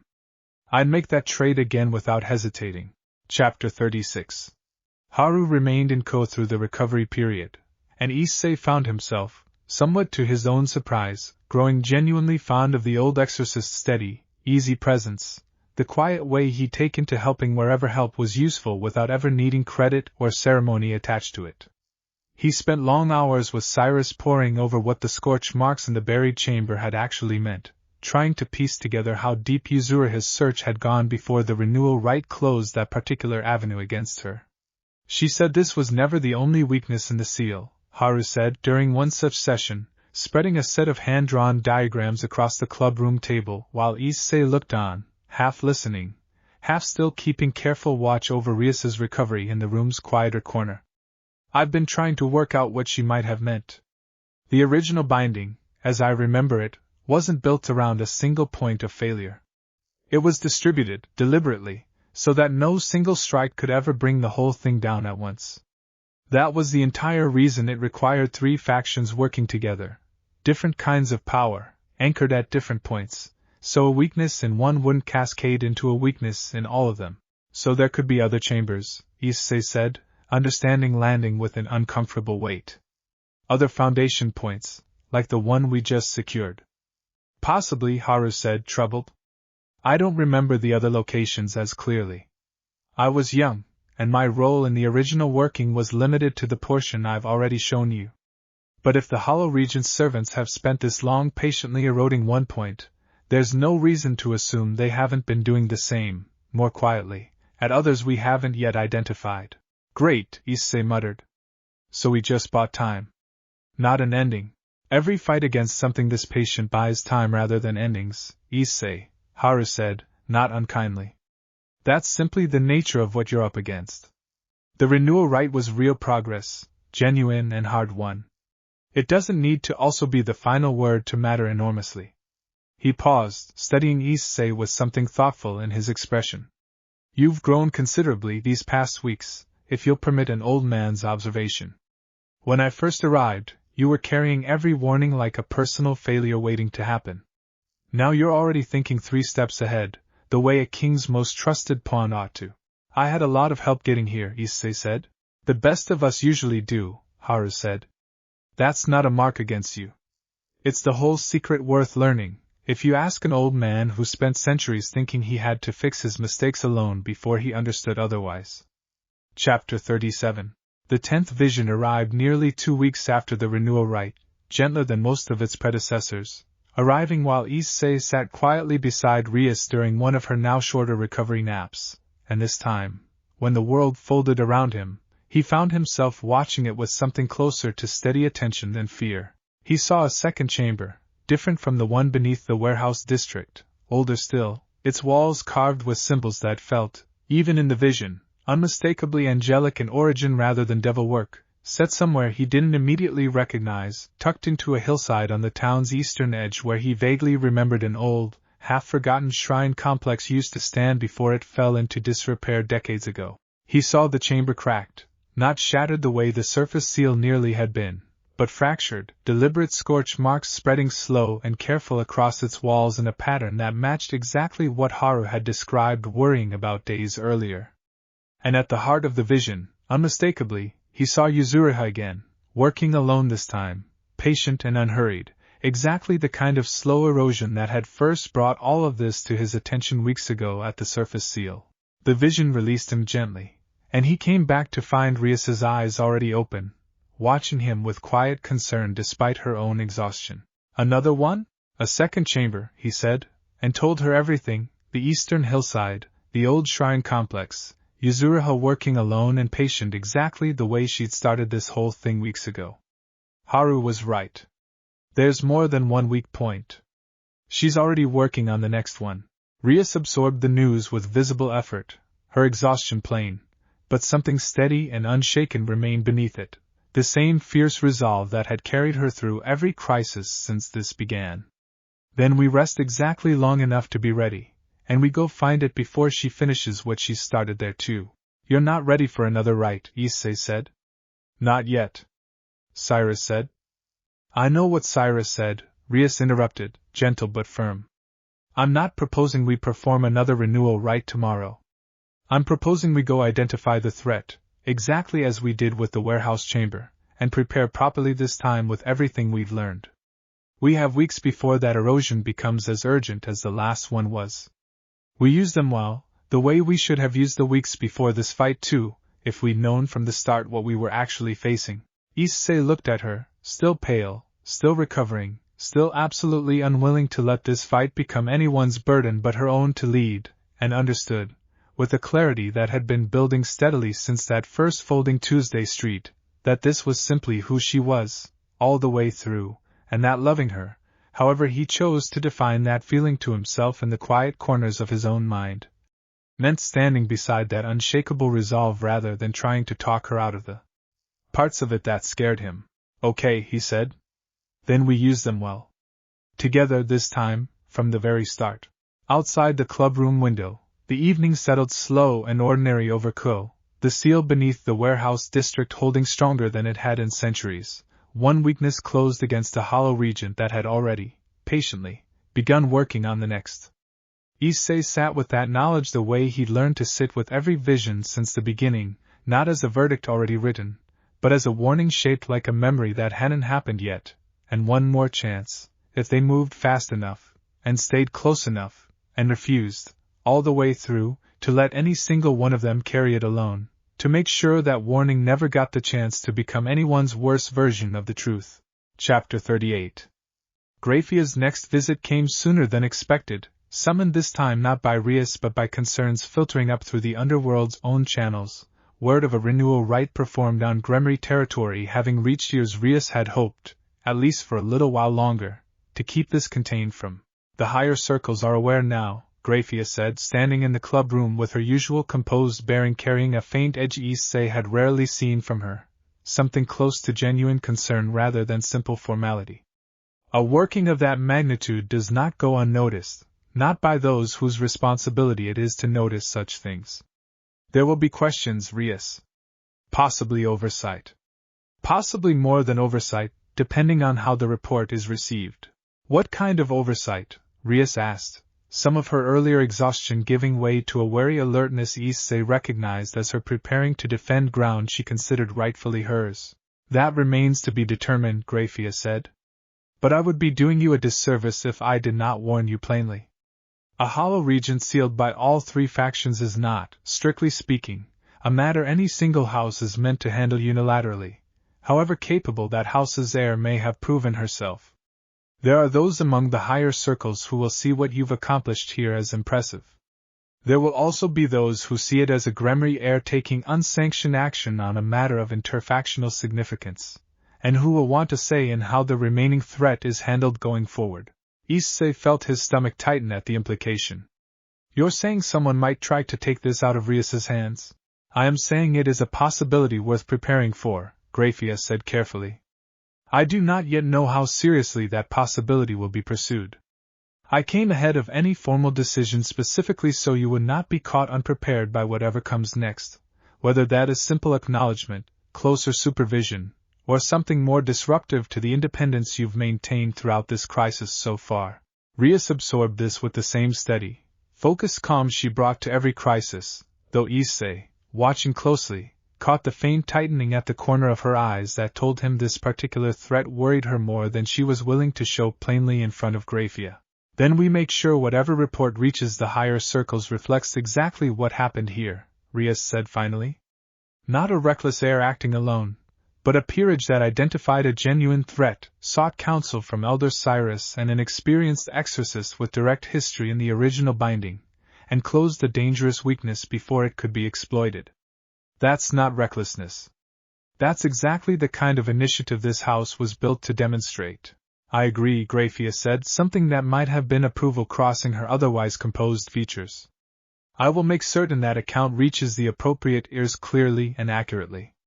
But you should understand, Rias, that a second chamber, a second renewal rite, undertaken now that the higher circles are watching, will not go as quietly as the first. If Issei's vision is accurate about an eastern hillside chamber already under threat, you may find yourselves needing to act with official awareness looking over your shoulder this time, rather than the freedom you've had until now. Then we'll act carefully, Rias said, and correctly, and let the results speak for themselves the way they did tonight. That's all any of us can do. Grafia studied her for a long moment, something quietly proud beneath her careful formality, and inclined her head in something close to a bow. Your grandfather would be pleased to see how you've handled this, whatever comes of the higher circle's attention. I intend to make certain he hears an accurate account of it, whatever else follows. She departed shortly after, leaving the club room settled into a new, uneasy kind of quiet, the immediate threat of Yuzuriha and her master no longer the only pressure bearing down on them now. Issei looked at Rias, watching her turn the new complication over with the same careful, unshaken resolve she'd brought to everything since this began, and understood that whatever official scrutiny arrived in the coming weeks, she intended to meet it exactly the way she'd met every other challenge so far, directly, honestly, and without ever once considering the possibility of backing down from ground she'd already decided was hers to hold. Eastern hillside, she said finally, turning back to the map still spread across the table, voice steady despite everything Grafia had just added to their growing list of concerns. Let's go see what we're actually facing there, before anyone else decides they'd rather make that call for us. Issei moved to stand beside her, studying the rough marks Haru had already begun sketching across the old shrine complex's location, and felt, beneath the fresh weight of official scrutiny and a second chamber already under quiet siege, something steadier than fear settling into place instead. They had closed one weakness against a threat centuries in the making. They would close the next one too, however many more waited beyond it, because that was simply what this house had become in the weeks since an ordinary Tuesday had folded into something stranger. Not a collection of people each carrying their own private fear alone, but a peerage that had learned, hard-won lesson after hard-won lesson, exactly how much further they could reach when nobody insisted on reaching alone. Together then, he said, and Rias, without looking up from the map, reached over and laced her fingers briefly through his, a small, steady answer that needed no further words to carry everything it meant. Outside, the last of the evening light faded slowly over Ko, ordinary and unremarkable to anyone walking beneath it, entirely unaware of how much quiet, determined work stood between that ordinary calm and whatever the eastern hillside still had waiting to be uncovered. Somewhere beneath that fading light, in a chamber none of them had yet found, patient scorch marks continued spreading slowly across old angelic stone, unhurried, unbothered by any deadline but its own, waiting for the moment it would finally be ready to matter. The fight was not over. It had, in its own way, only just begun to widen, one closed weakness at a time, one vision at a time, one promise kept at a time, and Issei Hyoudou, standing beside the girl who had once pulled him back from death and never once let him carry anything alone since, found that he was, for the first time since that folding Tuesday street, entirely ready to meet whatever widened next. Thanks for listening.